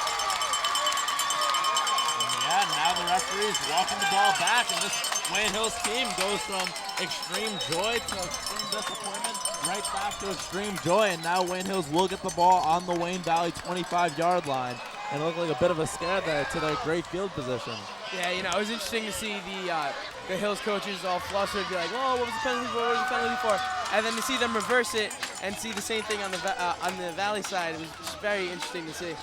Yeah, that play really gave the refs a workout, sending them back and forth and back and forth. And they say football players are the only one who exert energy during the game. Let me tell you, these refs are really working such high pace, like really fast tempo and action. It's really hard to keep up with when you're a referee, but these refs are doing just a marvelous job. And now we see Wayne Hills set to take the ball in Wayne Valley territory on the 28-yard line. 1st and 10 coming up here. And Wayne Valley calls timeout. And it seems like their coach is definitely going to try to put a new message into his players. What do you think the coach is trying to say to his players here, Mike? Well, I'm thinking that they got to start passing the ball a little bit more, and then keeping with that Justin the Groat running. I do think that is the Patriots' best bet right now, is bootlegs around with the Groat, and then the occasional pass with him. Yeah, well, I've met Coach O'Connor, head coach of Valley, a few times. He's a man of few words, but when he does speak, people do listen. He's very intelligent. He's very familiar with football and knows what he's talking about. So I'm sure he's giving his team a pep talk. He's obviously very frustrated over the previous no call, which started off as a call. But I think he's going to tell his players, just put it back of your head and calm down. Yeah, and for this Wayne Hills team, it seems like the comeback has just been put on a silver platter. I mean, they were down 14-0 at halftime, but they were able to march down the field. The great run by Justin the Groat for the touchdown, cut the deficit in half to 14-7, and now the quarterback for Wayne Valley gets injured. Now Wayne Hills has the ball on the 28-yard line. Beautiful field position. I mean, these are the opportunities that you need to capitalize on if you're Wayne Hills. Oh, definitely, especially with the star running back from the Wayne Valley going down with an injury as well, with Anthony Duncan down. Yeah, so now Justin the Groat in the shotgun. Read option. He's going to take it himself. It seems like he lost about a yard on the play there. Now, if I'm Wayne Valley, I'm paying much attention to his read option. I would switch my defense to a 5-2 monster with a QB spy possibly. Keep the guy following the running back, then you got somebody staying on the Groat. Very effective defense. We see it used all the time in college, and I don't have any question why this won't be effective in high school if they can use it correctly. Yeah, and now we see Wayne Hills coming out on 2nd and 12, minute 38 left here in the third quarter. The Groat in the shotgun once again. And again, decides to take the ball himself. Picks up about 3 yards on the carry there. Now, with all the injuries happening, if I'm the Groat, I know I'm a good runner, but I still would want to be very careful, knowing anything can happen. We've seen so many injuries lately. You don't want to see something like that happen. Yeah, now it's going to be 3rd and long coming up here for this Wayne Hills offense. And it's going to be a crucial play for them to try to convert. It looks like they're going to try to air the ball out here with Justin the Groat throwing the ball to one of these great receivers. Yeah, I'm looking at Vinny Laverty on the other on the far side of the field. He looks like he's going to be catching the ball here.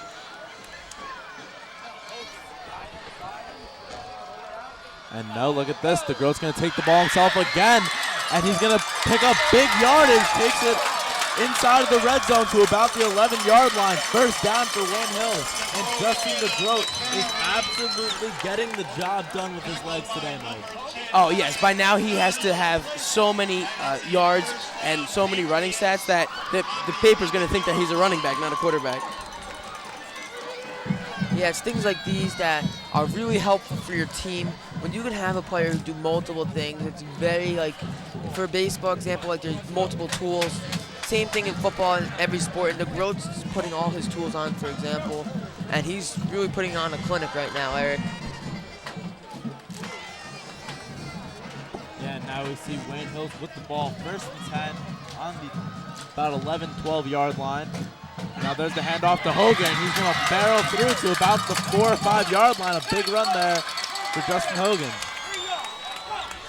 Yeah, Justin Hogan, we haven't seen him running the ball a lot tonight due to the re-addition of Steve Pasterla and Justin DeGroat just going on a tear, running it himself in the read option. But he's been effective when he is running. Yeah, and we see that carry taking us to the end of the third quarter. And what a turn of events from halftime we saw in the third quarter. That third quarter was all Wayne Hills all the way. Yeah, Wayne Hills has really dominated this half. I pointed out a few minutes ago that last week against Northern Highlands, they really didn't turn on until the second half, and they're doing the same thing right now. Wayne Valley doesn't have an answer on him, but that's conditioning, my friend. Wayne Valley not as well conditioned. Hills is always known for their conditioning. Yeah, and there's no question that we definitely have a great game on our hands here as we head towards the fourth quarter, and we'll be right back after this with fourth quarter action.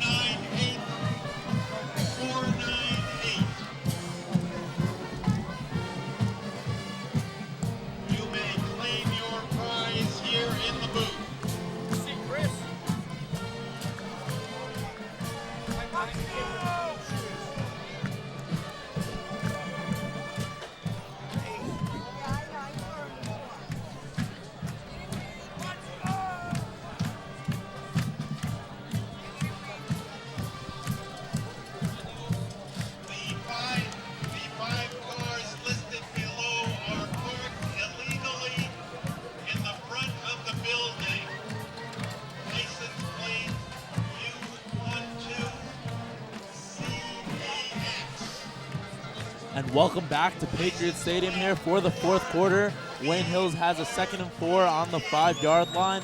All the momentum on their side as they look to tie the score in this game. Wayne Hills down 14-7 as we start this fourth quarter. And Justin DeGroat's going to run it to the outside and taken down hard at the 5-yard line. Big tackle there for Wayne Valley. Now with all the running we're seeing out of DeGroat being third and about 3, I'm expecting maybe a short fade or a quick slant. Vinny Laverty, Nick Falzarano got great speed and great hands. They can pretty much run any route in the playbook, and I'm expecting them to be utilized right here. Yeah, and a 3rd and 3 coming up from about the 4-yard line. This is an interesting situation because if you're Justin DeGroat, you don't need to go for the end zone necessarily. You can just go for that 1-yard line, pick up a fresh set of downs, and try to score a touchdown from there. Yeah, definitely, I do agree with that. But I do think that they're going to look to give it to Nick Falzarano on the right side of the field because he does have the most reliable set of hands on the team as of today. And the read option again, Justin DeGroat takes it himself. And it looks like he got the first down, and they're going to have to bring out the chains for this one. Yeah, he tried to stretch the ball out there, couldn't get it, but I think that's 100% a first down. They already switched the yard marker to a first down, and I think they're going to be moving the chains. And Justin DeGroat seems to come up limping on the play.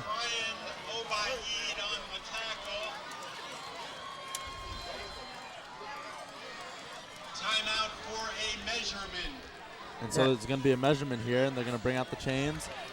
And this is definitely going to be a very influential factor in the game. If this is a first down or for Wayne Hills, or if it's going to be a first down for Wayne Valley going the other way.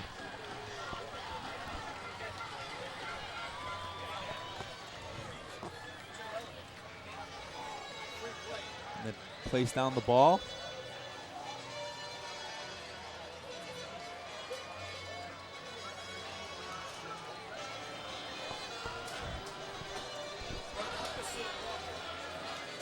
And Wayne Hills' offense has remained out there, so I'm going to take that as a sign that it was a first down. Yeah, there's no doubt in my mind that that was a first down. Oh, no, it looks like it wasn't. They're saying it's 4th down, 1 yard to go. And now Wayne Hills needs to make a very tough call on whether or not they go for it here. And 4th and 1 from about the 1 yard line. I mean, what do you do if you're this Wayne Hills offense, Mike? Honestly, with Justin DeGroat just came up limping after that play. If I'm the coach, I'm not giving it to him this play. If anything, I'm going to hand it off to Joey Kenny or Justin Hogan in a fullback position and just get that basically just jump over the line and get that 2 yards or yard. And last year from this Wayne Hills offense, we saw a lot of Wildcat going on with Robbie Schiller playing the Wildcat position. And it'll be interesting to see maybe if they'll use Justin Hogan or Steve Pasterla at that position in the goal line here to try to pick up that touchdown. I'm thinking if they're going to go with the Wildcat, Steve Pasterla is definitely going to be the back because of his agility and just overall knowledge of the offense, because he was a starter all of last year as opposed to Justin, who just kind of was basically the backup for Matt Shunke. And now here we go, 4th and 1. Looks like the offense is staying out there, so Wayne Hills elects to go for it. 10 minutes, 45 seconds left here in the second half. Wayne Hills down 14-7, 4th and 1 from the 1-yard line. This is what football players live for, Madoc. Yeah, I always used to want to be in those key situations. Those big plays are always what makes the game, and those are so important. I would really like to see a full house package. And now we see Justin DeGroat walking up to the line. There's the handoff up the middle, and a touchdown for number 3, Justin Hogan. And that is going to make the score of the game 14-13, and Wayne Hills is 100% back in this game, Madoc. Yeah, they are in this game. The crowd is electric. Everyone is nuts. Mike, you called it. You said Hogan was going to be key on this play, especially after we see DeGroat limping. How do you know that was going to happen, Mike? Well, I'll tell you this. Because DeGroat was coming up limping and it was such a short yardage, they were definitely going to go with Justin Hogan because he's more of the power back. And the kick is up and it's good, and it looks like there's also going to be a running into the kicker on the play. So now Wayne Hills ties up the score 14-14 here in the late in the second half, 10 minutes left in the game. And boy, do we have a great ball game on our hands, Madoc. Yeah, great ball game. It was 14-0. Hills seemed like they were down and out. Demikoff must have gave the speech of a lifetime in that locker room. I don't know what he said, but somehow he seemed to get to his players. Even the sophomores on the sidelines who aren't playing, it's like they're playing. They're so into the game. They're so involved. They're all getting pumped up, especially the varsity players, the seniors that are going to be their last Hills Valley game, except they're facing the playoffs, which is going to be very weird and rare. Yeah, and now we see the crowd here and the marching band as well. Also, everyone really getting into this game now as Wayne Hills ties up the score. We got a real exciting game on our hands, and it's going to be a lot of fun as these 10 minutes, 42 seconds left, as we see on the clock there, tick down towards the end of this game. So what are you guys' thoughts for the rest of the game? What are your predictions? Well, I'm going to think that Wayne Hills might have the edge right now. The fact that Billy Crank looked like he was pretty shaken up. Wayne Valley's going to have to rely on their sophomore JV starting quarterback and varsity receiver Nick Goodwin. He's going to have to be very big, play like a big man tonight. He's still a young kid, but he can't show that about him. He's got to play tough. He's got to play big. Yeah, now there was a 5-yard running into the kicker penalty on the point after the touchdown. So now Eric Martinez gets set to kick off from the 45-yard line, and you can be sure that he's going to kick this one for a touchback.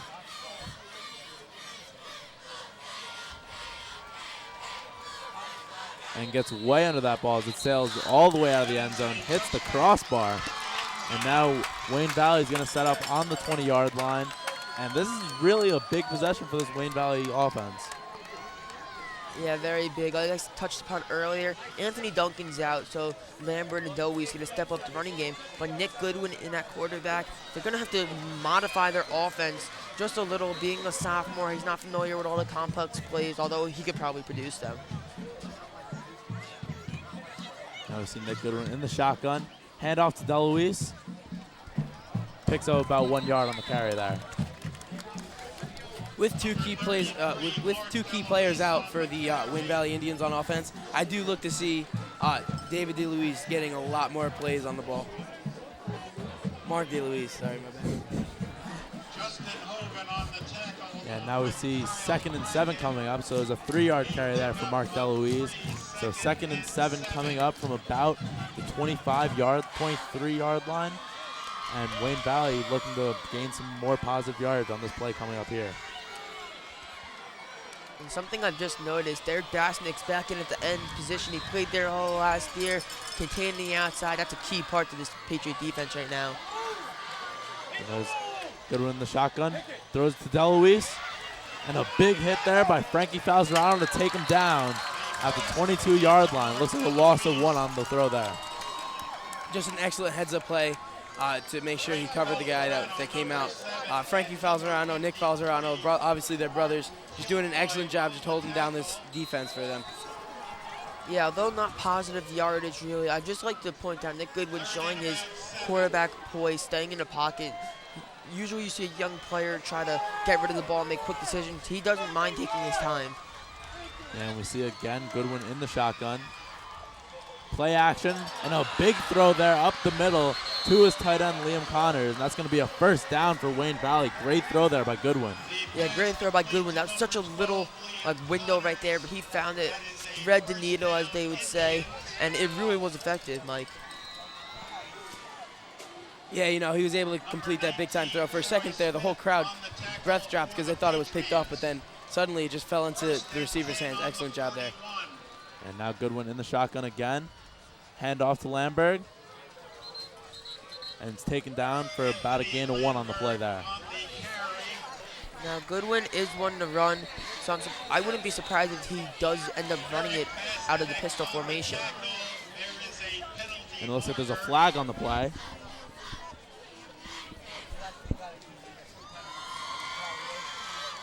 The referees are debating on what the call was. I think that might be an unnecessary roughness call. I can't tell.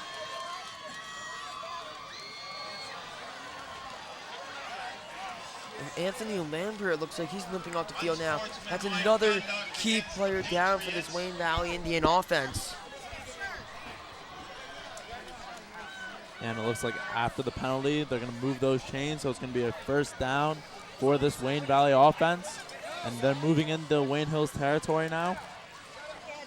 Taking the ball on about the 42-yard line. First and 10 coming up here with 8 minutes, 45 seconds left in the fourth quarter. And Wayne Valley is really marching down the field.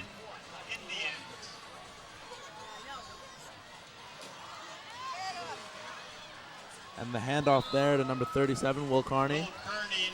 Picks up about 3 or 4 yards on the carry there. Yeah, it's very interesting. You see an all-sophomore backfield between Goodwin and Carney. Very young players stepping up in this varsity role. Will Carney actually a junior, according to the roster, but apparently Madoc is letting me know he is in fact a sophomore. So I guess that's the truth. And now we see Goodwin. Sack there. Big tackle by Wayne Hills. Number 78, James Kelly on the big tackle. Yeah, big country got right through the line. No one able to block him and took down Goodwin within a nanosecond after the ball was hiked. And now 3rd and 9 coming up here. 3rd and long situation for this Wayne Valley offense. A key play coming up. And Goodwin fires it over the middle. DeLuise trying to pick up the first down, unable to. Taken down at about the 39-yard line, and now it's going to be 4th down, and Wayne Valley's going to have to punt the ball here. Yeah, punting the ball is definitely the smartest option right now. If they try to go for it, it's too far, and then they'd be leaving the Patriots with such great field position. I do think that punting it would be the best. Yeah, now Jacob Anderson in to punt the ball away. Yeah, but as we saw earlier, Dragic, who was injured, is back in the snapping position. Earlier, he had a snap that went way over the head. If that happens again, that could be really bad for this Valley team. And now a low snap. And his knee was down, so now it's going to be Wayne Hill's ball in Wayne Valley territory on the 47-yard line. And Wayne Valley is an absolute mess on special teams today. Yeah, it's not that they're really a mess. They are having some fluke observations, as we can see. But I think it's just the presence of this Wayne Hills team. They're firing off the ball. They're being very scary, very dominant, and that's really getting to the head of these Indians. I do think that here late in the game, the Indians have awoken the sleeping giant in the Patriots, and they're just coming alive now. And it's almost like everything is going in the Patriots' favor. And now we see DeGroat in the shotgun. He's going to read option, taking himself. Picks up about 3 yards on the carry there. Can I put Justin DeGroat on my fantasy football team? Yeah, I mean, he is absolutely racking up huge yardage today. I mean, every time he picks up the ball, is picking up more and more yards. Now it's going to be a carry for about 3 yards there. So now 2nd and 7 coming up from about the 45-yard line. You know, Justin DeGroat looks a lot like Colin Kaepernick, and in the sense of his play. And I do think that with his play has evolved so much in the past 2 years. Yeah, last year against Valley, you did not see any of this mobile play from Justin DeGroat. It's just kind of handing the ball off or staying in the pocket. But here we see again Justin DeGroat, another huge run, picking up the first down inside of the 30-yard line. 6 minutes left in the game, and Wayne Hills has all of the momentum. Yeah, all the momentum, and that's all based on Justin DeGroat. And touching on what Mike said, I really think they should do a high school football fantasy league. That would be so interesting. I would definitely take DeGroat, like you would say, Cash. Yeah, I think Madoc, you and Mike would be the only two in the whole state playing in this fantasy high school football league, but the rest of us will just stick to watching this great game. Wayne Hills against Wayne Valley. 5 minutes, 45 seconds left in the 4th quarter. Wayne Hills picking up a huge first down there. Ball inside the 30-yard line. They're definitely looking to score here. I'm not saying to have a high school fantasy league. I'm saying just sign this man a contract right now. He's just making mincemeat of the defense out there, just doing an excellent job. Only if it was baseball, my dear friend, because baseball you can get signed out of high school. You do have to go to college if you want to play in the pros for football, my friend. And now Wayne Hills decides to call a timeout. What could Coach Demikoff be wanting to talk to his players about here, Mike? Well, just control your emotions and not rush the field, because they got a penalty earlier because too many of the sideline players are on the field. You just have to control the emotion and not do anything that would cost them the game, you know, an interception, a fumble, anything that would like that. Yeah, and although Wayne Hills does have the momentum here, the scoreboard says this game is even, 14-14, as we see there. So it's kind of interesting to see Coach Demikoff elect to go with a timeout there, because now if this game remains close towards the end and he needs those timeouts and he doesn't have them, that could definitely be a huge issue. Yeah, he only has 1 timeout left, but this has been a tale of 2 halves. Let me tell you, being 14-0 Valley at the end of the first half. Now, if you're keeping score for the second half, folks, as of now, it is 14-0 in favor of Hills. So we're really seeing a tale of 2 halves here. And now we see DeGroat in the shotgun again. Read option, decides to take himself. And some good running to avoid the tackles, and looks like he gets about a gain of 1 on the carry there. I mean, I don't mind Justin running the ball. He's being very effective. He has to be way over the 100-yard mark. But there comes a time where, as a coach, you got to tell your quarterback, slow it down. You don't want him to get hurt or something to happen. You got to start changing it up. Wayne Valley's going to catch on eventually, and soon this play's not going to work. But if it's the only thing working on offense, why stop? Well, I think you might stop because change of pace. You get the defense thinking, oh, maybe they're not going to throw it this time. I mean, you got receivers like Laverty and Falzarano, backs like Hogan, Bristaro, Kenny, tight ends, Svizek, and Martinez. You have so many weapons you can use. Now I guess they decide to listen to you as DeGroat goes to throw the ball, but is just over the head of number 6, Sean Slazek. So now 3rd and 11 coming up here, 4 minutes, 39 seconds left. And again, it sounds like I've been saying it all night, another huge 3rd down coming up here for this Wayne Hills offense. And this 3rd down isn't necessarily to go and get the first down. I think if they just get it within field goal range, they kick a field goal here. Yeah, I would have to agree with you, Mike. I'd say just go for field goal range. You are on the left hash. Maybe if you're going to go to the option, which we've been seeing a lot, to read option, I'd say have the group take it up to middle of the field, put him in the middle, make it an easier field goal attempt for Martinez, as you see him warming up on the sidelines. And now we see DeGroat in the shotgun again. On 3rd and 11, fumbles the snap, able to recover, decides to run it himself. No, he's going to throw it, and just decides to throw it away. Good idea there, but just not a good throw, and it looks like he might have been over the line. They're throwing some flags, so let's see what the referees decide to call there.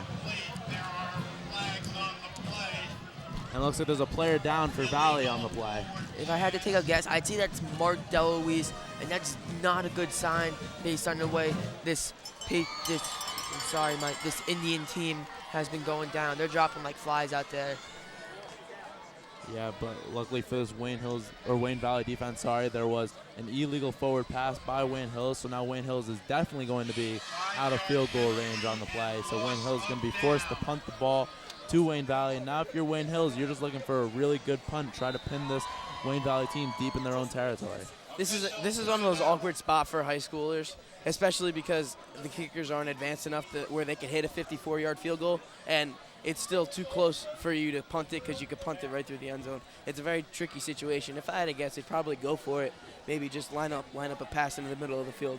I don't know if that's necessarily the best idea. 4th and 16, going for it, just giving Wayne Valley the ball. If I'm Wayne Hills, I just try to punt it short, get Wayne Valley the ball on a short play. But now we see here another Wayne Valley player getting more medical attention. So we'll be back with more fourth quarter action after this. Don't go anywhere. We have a great game here. 4 minutes, 30 seconds left, 14-14.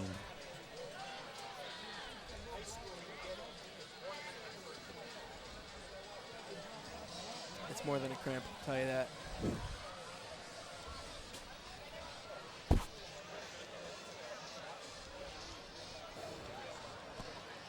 Hip flexor. That was a hip. That was a hip. And it was Dowling, so great. I'm proud of myself, bud.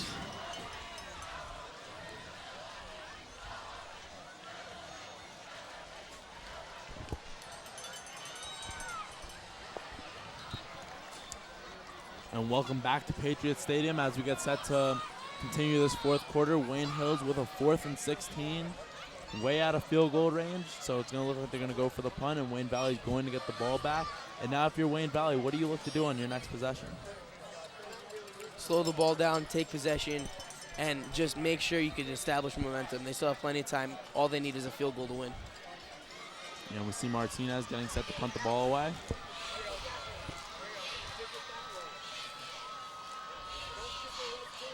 And for the first time in a long time, a perfect snap there, but a very short punt by Martinez. It looks like they're going to let the ball roll as much as possible, and it goes out of bounds at about the 25-yard line.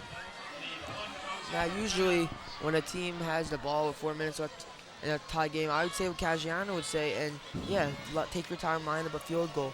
But with the way the special teams have been playing for the Indians, I'd be very hesitant to go for a field goal. The snaps are inconsistent. The kicking is inconsistent. If I was Wayne Valley and Coach O'Connor, I'd try to get my sophomore quarterback, Nick Goodwin, to lead me down the field for a touchdown. Well, before they can think of touchdowns or field goals or anything like that, they got to pick up some yards. They're now in their own territory at about the 25-yard line. Nick Goodwin in the shotgun. And he drops back, looking for a man, stays in the pocket, fires it deep.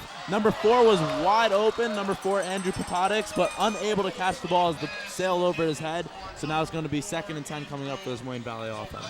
Now, personally, I thought that was a great pass by Nick Goodwin. It was a little over the head, but it looked like Potodix little slowed down. Wasn't expecting Goodwin to be able to send the ball that deep, but he was. If Potodix kept running, that could have been really bad news for Hills. Yeah, now we see Wayne Valley getting set again with 4 minutes, 18 seconds left in the fourth quarter. Goodwin in the shotgun. There's the draw play, handoff up the middle to number 37, Will Carney. He gets to the outside and has real estate to go to the 40-yard line, taken out of bounds at about the 35, and now Wayne Valley in striking distance. Can anyone say momentum change? Yeah, Will Carney has to be stepping up, and he is right now. With the way this team has been falling down, now you see Vinny Tedesco, another sophomore running back, also checking in. These sophomores are really stepping up and having to play a big role, especially with the key injuries so far. Yeah, and from both teams in this game, we've seen a great insurgence of youth from the sophomores and also juniors. A lot of sophomores and juniors playing in this game, more so than the average high school football game. And now we see Goodwin getting set to pass again, and it looks like it was incomplete, so it's going to be 2nd and 10 coming up here.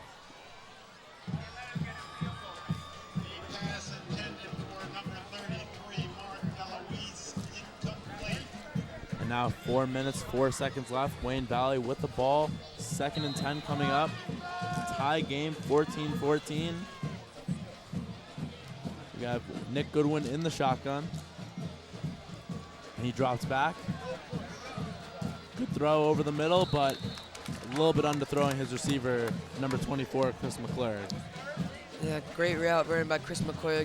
Their Patriots look like it's a zone almost, which is where if you're running a zone, the quarterback's trying to look for the open spots, but there are always open spots in the zone. Goodwin's finding the spots. He's just not able to really complete the passes. Again, that's something that will come with age, as we're seeing with Justin DeGroat this game. And now we see Nick Goodwin in the shotgun again. Dropping back. He goes to run, but is taken down hard there. That looked like Derek Basnick with the tackle. Yeah, it was number 55, Derek Basnick, on the sack. So now it's going to be 4th down. Wayne Valley's going to have to punt the ball off to Wayne Hills, and Wayne Hills avoided that scare. As you see now, the crowds are just going crazy now.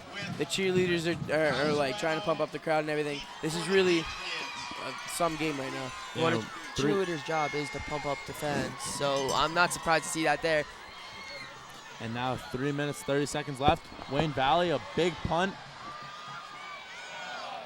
And great job by this Wayne Valley special teams to pin Wayne Hills inside their own 5-yard line.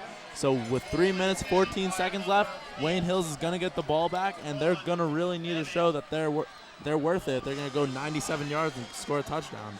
Yeah, they really do here. And when Wayne Valley's Indian special teams really isn't playing great, but when they are able to get a snap off, they're making the most of it. That's 2 punts that are pinned the Patriots inside the 5. So the field position really has been towards the advantage of Valley just because of the way this team is punting. So if you're the Patriots here, what do you expect to see on offense?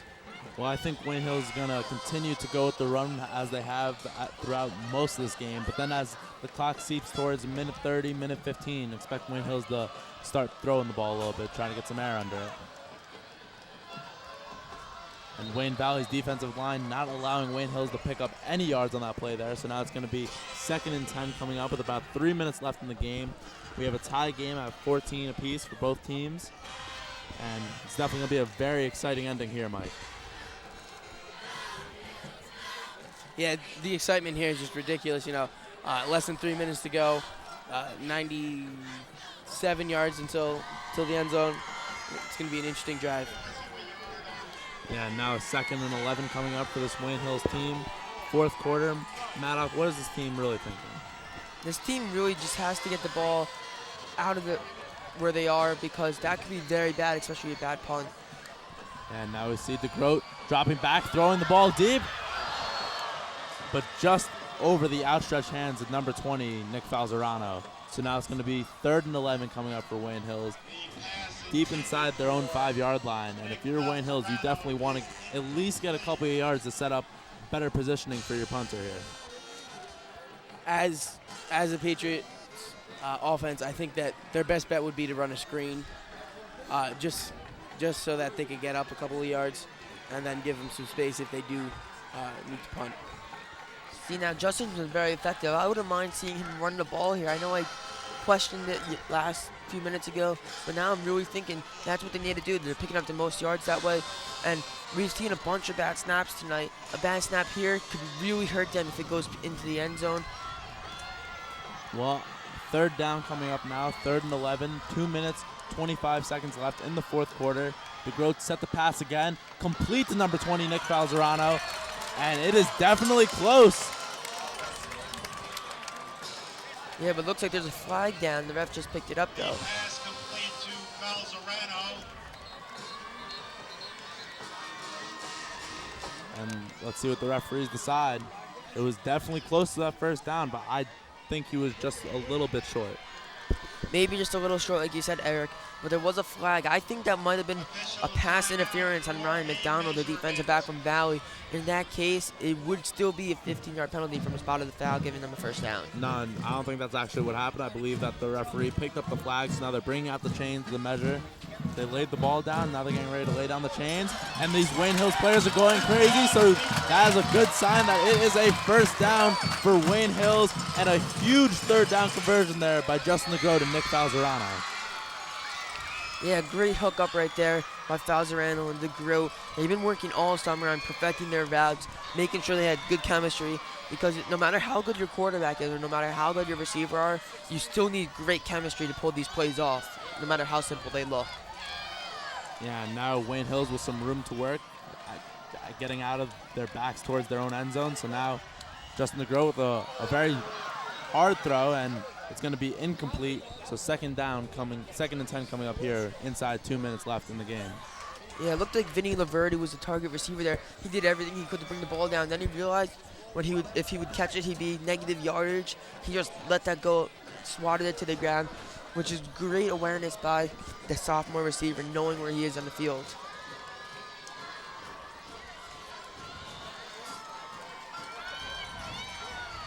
And now 2nd and 12 coming up here. And the clock just keeps on ticking. These Wayne Hills players better hurry up if they don't want this clock to just tick all the way down. I mean, 1:20 left.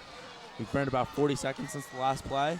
And there's a flag on the play, but DeGroat, nice throw to the outside. Looks like Wayne Hills might have picked up the first down, barring what that penalty was for.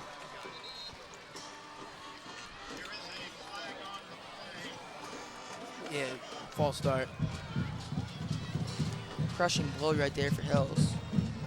Yeah, especially because it looked like Wayne Hills was able to pick up the first down, but now there was an illegal formation against Wayne Hills, so that's going to take him back 5 yards. It's going to be about 2nd and 17 coming up here with 1:14 left in the game. So if this game does go down to overtime, what are your predictions? Oh boy, I mean let's wait till we get there to make some predictions, but overtime would definitely be really exciting. I think all the fans here would love to see that. But now 1:10 left, Wayne Hills with the ball, 2nd and 17 coming up, and the clock continues to tick. 1:02, 1:01. Now we're inside of a minute. And DeGroat is in the shotgun. Gonna drop back. Gonna fire it to the outside. Completed to Falzerano. Good play call, good heads-up play, get out of bounds, and stop the clock. Yeah, I really like how Coach Demakov's offense is really relying on these receivers heavily now. They're having them run more routes to the sidelines. They know they only have one timeout left. They need to save it until they're in field goal range if they're fortunate enough to get there. Yeah, now 51 seconds left. The clock is stopped. 4 wide receivers set. Justin DeGroat in the shotgun. Gonna drop back. And Nick Falzerano goes for the one-handed catch, and I think if he went for 2 hands there, he would have been able to bring it down. Another thing was that Patriot, the Indians on that side of the field were awfully close to the field there. That must have psyched them out a little bit, too. Yeah, and now 4th and 6 coming up. It looks like Wayne Hill's going to decide to punt the ball away here. And Wayne Valley's going to get one last chance to try to put some points on the board.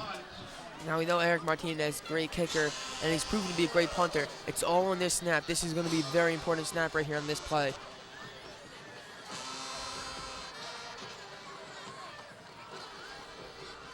And the snap's a little bit low, but Eric Martinez able to field it. A very shallow punt there. And a very friendly Wayne Hills bounce there. The ball rolls all the way to about Wayne Valley's 48-yard line. So now Wayne Valley, 31 seconds to go, 52 yards, or maybe a little bit less. They're going to go for a field goal. I mean, this Wayne Valley offense just needs to be effective with these last 31 seconds. Well, if I'm the field goal kicker, I would like to get it within the 25-yard line, I would say, maybe the 20, just for a little bit of cushion. And that's still a ton of yards to go in 30 seconds. Yeah, so it's going to be a lot of fun to see what this Wayne Valley offense is going to be able to do. 1st and 10 coming up from the Wayne Valley 48-yard line. Goodwin in the shotgun. And there's the handoff to Will Carney. And looks like he's taken down for no gain there on the carry. And a timeout is called by Wayne Valley. By Wayne Valley there. So now 23 seconds left. 4th quarter, tie game. What's Wayne Valley going to do here, Madoc? Well, it's going to be very interesting because of all the injuries to Crank, Lambert, Deloise, and Duncan. Their offense really doesn't have as big of a playbook anymore as they once had. Now with Nick Goodwin in as a sophomore, Will Carney in as a sophomore, Vinny Tedesco is as a sophomore. And all these sophomores, you got to minimize it just a little. And the fact that Goodwin, this is his first real experience with varsity. He threw two for 4 last week, but he played almost this whole second half. He has 23 seconds left to try to lead his team at least in the field goal range. But right now on the 50, I will be really surprising if he's able to do this, Eric. Yeah, and now after this Wayne Valley timeout, I think Coach O'Connor definitely told his players a lot of things, and I think we can expect Wayne Valley to try to air the ball out here, try to pick up a lot of big yards here on 2nd and 9 with 23 seconds left in the 4th quarter. And now we see Nick Goodwin in the shotgun. Now he drops back. He's going to throw it deep, and it looks like he's caught for a first down. Yeah, and they're going to give him the ball there. He did definitely catch that. And 17 seconds, and you're still outside of field goal range. It's almost like a must go for a touchdown now. Yeah, and the clock stops as they go to move the chains, and now the clock will continue. And Nick Goodwin spikes the ball, 15 seconds left, so now 2nd and 10, 4th quarter, about the 35-yard line. I mean, this is what high school football is all about. Wayne Valley, Wayne Hills, crosstown rivals coming down to the last seconds of the game. I mean, what more could he ask for, Madoc? I could ask for a Patriot win, Eric, but this is one of the greatest games I've ever been able to be a part of commentating. I'm not on the edge of my seat for the whole game. It's really exciting. And now Goodwin drops back again. He's rolling out, looking for a man. A lot of pressure coming his way. And he's just going to throw it away. But there's a flag on the play. And as he scrambled there, I mean, there was a lot of seconds taken off that clock. Now there's only 6 seconds left in the game. Definitely a poor decision there by Nick Goodwin. Yeah, definitely poor decision, but that's what we said. That's being young. He's only a sophomore. But the fact if that penalty was on Wayne Valley, they're not even going to be in close to field goal range with 6 seconds left. So, Madoc, what is your thoughts on sophomores taking part of clubs and activities throughout the high schools? Well, when you say clubs activities, are you talking about football and like sports, or are you talking about like clubs, Eric? Well, I guess, does it matter necessarily? I mean, in the booth right now, sitting to my left, I have you, Madoc. If you're a sophomore, you're doing a very good job here in your game, so I don't know necessarily why you've been taking such a shot at all the sophomores for this Wayne Valley team on the field. No, I personally feel these sophomores are very talented. I've had the privilege to play with them and play against them in my youth 11-year career, which was really just wonderful. I've seen what these players are able to do, but this is a varsity level. I mean, we've seen Vinny Laverty, Joey Kenny, people like that, but it's very difficult. And now there was a loss of down on the play, so now Wayne Valley is going to call a timeout. 6 seconds left, 3rd and 15. I mean, I think they're going to have to throw the ball towards the end zone here. Yeah, I'm thinking Hail Mary situation. They just put 3 wide receivers one side and just lob it up into that area and hope for the best. Now, of course, the Hail Mary would be the smart thing to do if you're a team trying to win a game. But the way O'Connor's team's been playing, I don't know if maybe he has some other idea. Maybe if I'm O'Connor, I say, you know, my defense is playing strong. My offense is able to move the ball. I'm pretty confident in this team. Maybe I'll just run out the clock and go into overtime knowing that I can try to get a win there. Yeah, it's definitely going to be very interesting to see what Wayne Valley elects to do here with 6 seconds left, 3rd and 15. There's so many options they can go with. They can go with the Hail Mary. They could also go with the maybe 10, 15-yard pass, try to get out of bounds before the clock runs out, or they could just take a knee and let this go into overtime. I mean, very interesting to see what Wayne Valley decides to go with. And it looks like they're in a prevent type of defense. They got everyone back. They know that touchdown or bust for this team. And it looks like you're right, Caggiano. They do have the 3 wide to the one side. And now Wayne Valley going with 4 wide receivers. Nick Goodwin dropping back. A lot of pressure coming as Sean Slazik runs him down. And now the ball's going to be thrown away, and that will do it for regulation. The score is tied 14-14. And this Wayne Hills-Wayne Valley game is going to be headed to overtime. And boy, do we have a great game on our hands, Mike. Well, in my eyes, it's a new game, new quarter.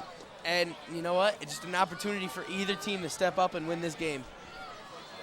What do you think, Madoc? I think it's really going to be exciting. I mean, 14-0, then coming back to make it 14-14. It's really just back and forth, almost like a seesaw. They're really tail two halves, as I said before, but now it's going to be interesting. Usually you see a team want the ball in the second half. When it comes to overtime, you want the ball first. You want to score. You want to get out here. You want to get the W. Yeah, and that was definitely a very intriguing 4 quarters. We saw Wayne Valley dominate the first 2. Wayne Hills come back and dominate the last 2. But now we have overtime coming, 14-14, and we'll be right back with some overtime right after this. Is it sudden death or is it? I don't know. What? You can leave. You can take the headphone off and you can leave, but don't text her in the booth because it messes up the signal, and then like the game's gonna be terrible. Like we're not gonna be able to hear us when we watch it. Like so, if it's an emergency, just take the headset off, walk down, call your mom, and if not, wait till after the game. I'm sorry. It's fine, but I told you before, don't use your phone. She asked me if it was over. It's not. I told her that. Okay. Tell her to ask someone else. Tell her not to text you. That's rude. Okay, Madoc, like, are you announcing the game right now? Like? I'm coloring the game right now. I'm brightening everyone's night. Yeah, we went to break. Yeah, we went to break. You can you just edit that out? Not really, no? Yeah, you use a scissor tool. I learned something. You use a scissor tool and press delete. What do you mean you can't edit it out?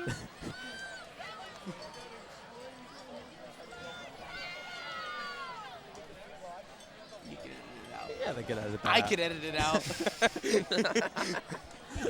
I almost failed the second half of the year. TV1 education. I'm a TV personality, not an editor. It looks like the cheerleaders want us to get loud. I mean, do they expect us to talk for 20 minutes? I mean, God, what is this? What am I going to talk? I can't even talk with it for 2 seconds because Madoc says everything. I have a lot to say.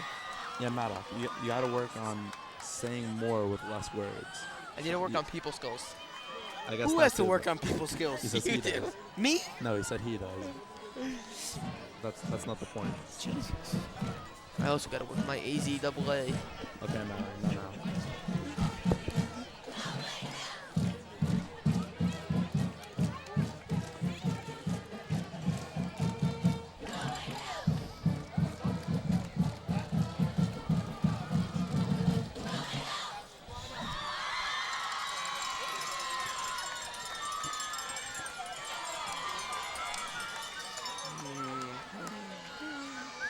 My mom's watching the game online, so she knew.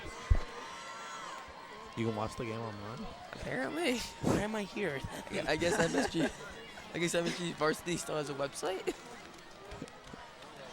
Yeah, you can't delete a website, I don't think. Well, you can. You could disable the URL, but the history of the content is still saved somewhere. It's a beautiful made that up. day. Wait, Kazia, tell us more about the cutting tool. The what? The cutting tool. The scissor, the thing, and you can like cut it, and then you can press the delete button. I did that a lot because Matt Robertson, or whatever his name is. What about Loman? Don't make fun of him. He's my best friend. Peter.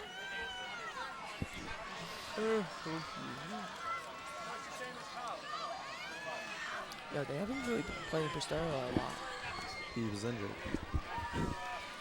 Why? Their quarterback is a running back. Who needs a running back when your quarterback runs it like a 4-2? Yeah, he's fast. Yeah, I'm not going to hide it.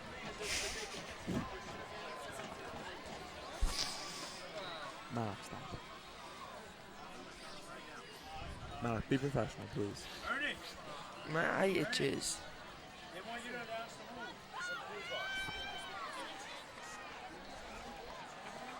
I'm going to listen to this real quick.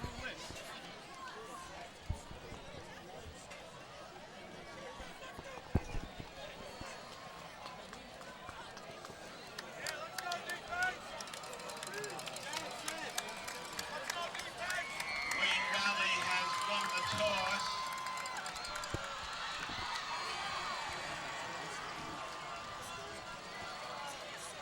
Wayne Valley will take possession of the ball on the Wayne Hills 25-yard line. Oh, it's like college football?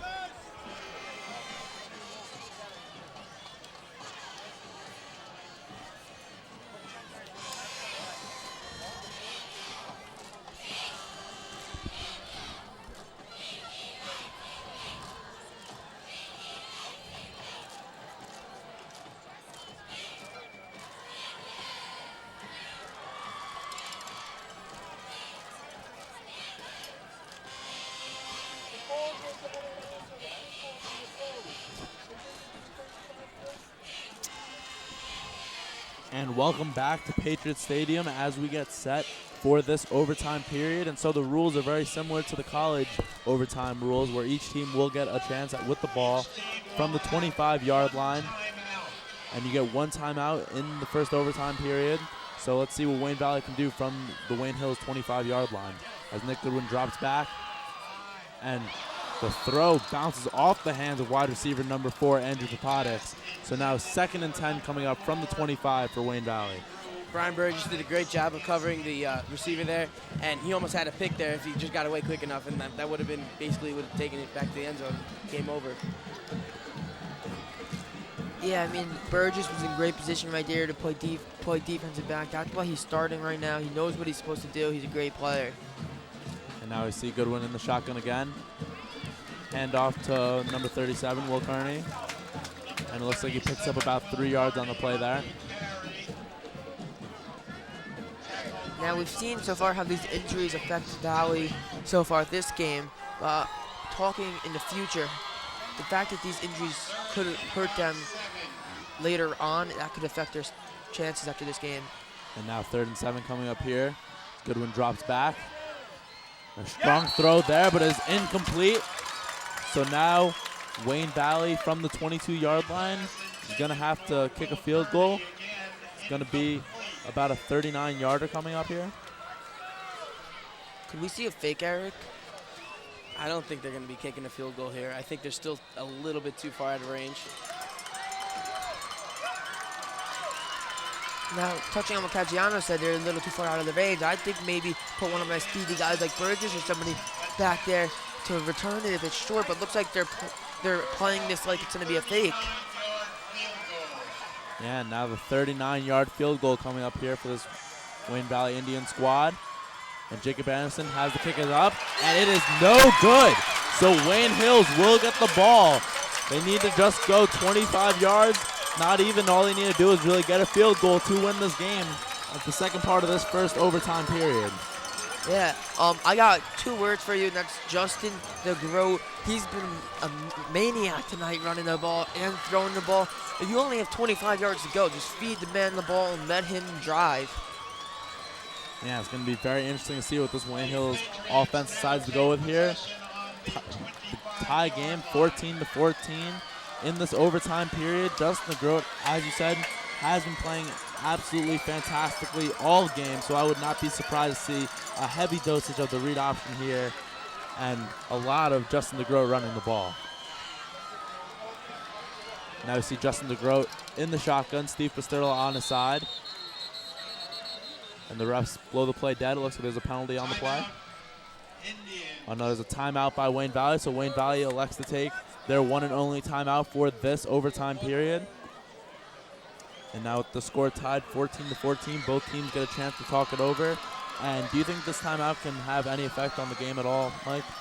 Well, it basically gets the right personnel on the field for the Indians. They saw that the Patriots are going in a different direction as what they may have thought they were going to do. So they're going to bring in the right players, call the right play. But I also think that in the Patriot huddle, they may be switching up the play because they know that. I'll be honest with you, my prediction for this right now is a quick post to Falzarano up the middle and see if maybe they can get a touchdown that way. And you can just tell by the body language of the two sidelines. I mean, Wayne Hills going absolutely crazy, and Wayne Valley shrugs shoulders, absolutely silent. I mean, this is Wayne Hills' game to win here on this possession. All they need to do is put some points on the board, and we can all go home. Yeah, but I don't want to go home. This is such a great game. I'd rather stay out all night and watch. And now here's the read option. DeGroat elects to take it himself, but is taken down for a loss on the play.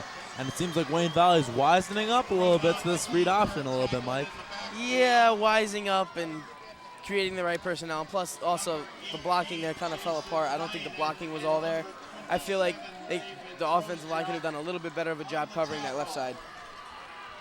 Yeah, Right. now the Wayne Hills fan student section has moved down closer and closer towards the track, about as close as they can get. And they're really getting into the action here. But now Wayne Hills with the ball, 2nd and 11 from the 26-yard line. And DeGroat immediately decides to take it himself this time. Bounces it to the outside. Looks like he's going to pick up about 6 or 7 yards on the carry there. Good nice run there by Justin DeGroat. Now, they did pick up on the read option, so they moved a bunch of men inside the box trying to carve the middle. What they're not accounting for is they're leaving so much space on the outside. Give DeGroat some room, he's gone. Yeah, so now 3rd and 2 coming up here, so a 9-yard run there for Justin DeGroat. And, I mean, Wayne Hills is already in field goal range, but they're definitely going to try to move the ball closer and closer, try to make this as easy of an attempt as possible for Eric Martinez. I think they'll move it towards the middle of the field. And now here's the handoff to Justin Hogan. He's going to plow through this line, and it looks like he picks up the first down. Justin Hogan on the carry. And those chains will move, so a first down for Wayne Hills. Now inside the red zone at about the 14-yard line. No, I was just going to say, man, it would be so nice to get an overtime win off an Eric Martinez field goal. But the way this offense is moving, I don't think they're going to need an Eric Martinez field goal. I think the offense can close it out. And now we see Wayne Hills going with the I formation. Handoff again to Hogan. Looks like he's tripped up. Gains about 1 yard on the play there. Still waiting to see that post in the middle of the end zone. Based on the way the offense is operated, I highly doubt a post, maybe an out route or somewhat of a fade. They haven't been really going towards the middle of the field. They've been trying to go towards the sidelines. No, I couldn't see Wayne Hills trying to pass this ball at all, because when Justin DeGroat throws the ball, there's always that chance that he's going to throw an interception, and that could totally change the way of this game. Wayne Hills inside the red zone already. I think they're just going to try to run the ball a little bit more, try to get a better positioning for this field goal, and try to put the game away here. But now 2nd and 10 coming up. And there's the play action. Justin DeGroat rolls out, and he's going to throw it. And the crowd wanted him to run, but Justin DeGroat elected to throw the ball there, threw it right out of the end of the end zone. So now 3rd and 10 coming up here from about the 14-yard line. I feel like in that situation, either way, he wasn't going to get too far, because right where that line of scrimmage was a swarm of the Indians, and then in the end zone, his only option was to really throw it away. So he made the best decision. Talking about the pass game, that was also, I felt, a great decision, Caggiano. But talking on Newman's part, maybe with the pass, if they are a pass, you're going to get the Indians dropping into coverage. You're going to have a whole open space for DeGroat tucking and run, almost like a QB draw. So that could also be really effective. We just got to watch out to see what they're able to do here on 3rd down. And now DeGroat sets up in the shotgun with Hogan on his left. And it's a design quarterback keeper, and he is taken down in the middle of the field at about the 17, 18-yard line. So it's going to be about a 34-yard field goal for Eric Martinez. And can you spell pressure? I mean, it is everywhere. Everyone has all eyes on Eric Martinez for this kick coming up here. P-R-E-S-S-U-R-E, pressure. And I don't think Eric Martinez feels it at all. He's been a varsity kicker since his sophomore year. Yeah, and as I said before, on almost every single special teams play of this game, the snap is going to be very crucial. There needs to be a good snap, good hold for Eric Martinez to get the big kick here. And there's the snap, there's the hold, the kick is up, and it's good when Wayne Hills wins this game, 17-14. The players storm the field. The Battle of Wayne is over. Wayne Hills walks out of here victorious. Mike, what are your final thoughts on this game? Wow, just wow. An amazing finish to cap off an amazing game. Just all around excellent play by both teams. And quite frankly, just amazing high school football. This is exactly what you want to see in a high school football game. Yeah, 100%. Great game. Before this started, I predicted a 17-14 score. I didn't know which way it was going to go. I actually thought it could have went more towards Valley's side, but Hills proved me wrong. They end up winning the game. Great persistency. They didn't give up. They stormed back. And I'm going to have to give this game ball to Justin DeGroat, leading his team down the field. Great excellence, great play, just overall great player. I can't wait to see what he's doing later on in this season. Yeah, and this just needs to be the sweetest revenge for these juniors and seniors who witnessed that game last year against Valley, as Valley won the game very close towards the end, and everyone stormed the field there. So now Wayne Hill's picking up the win here. And as Coach Demikoff said in his speech earlier, I'm going to relate it back to that, showing that that game last year was just a fluke, not a streak. This game does go to Wayne Hills. They really deserve it after that great comeback effort in the second half. I have to say, things were looking dark in the first half. The second half, they come back and they just absolutely surprised everybody. I think they even shocked themselves how well they played that second half. Yeah, and now we see in a great show of sportsmanship, there's going to be a high five line for each team, and that's something you always like to see. I mean, both teams really came out here, and at the end of the day, although this Wayne Hills, Wayne Valley, we're a great town of Wayne, New Jersey, and we see that they're going to shake hands there. But as we said before, this game is over. Wayne Hills has won 17-14, and we'll be right back after this with Andrew Francis.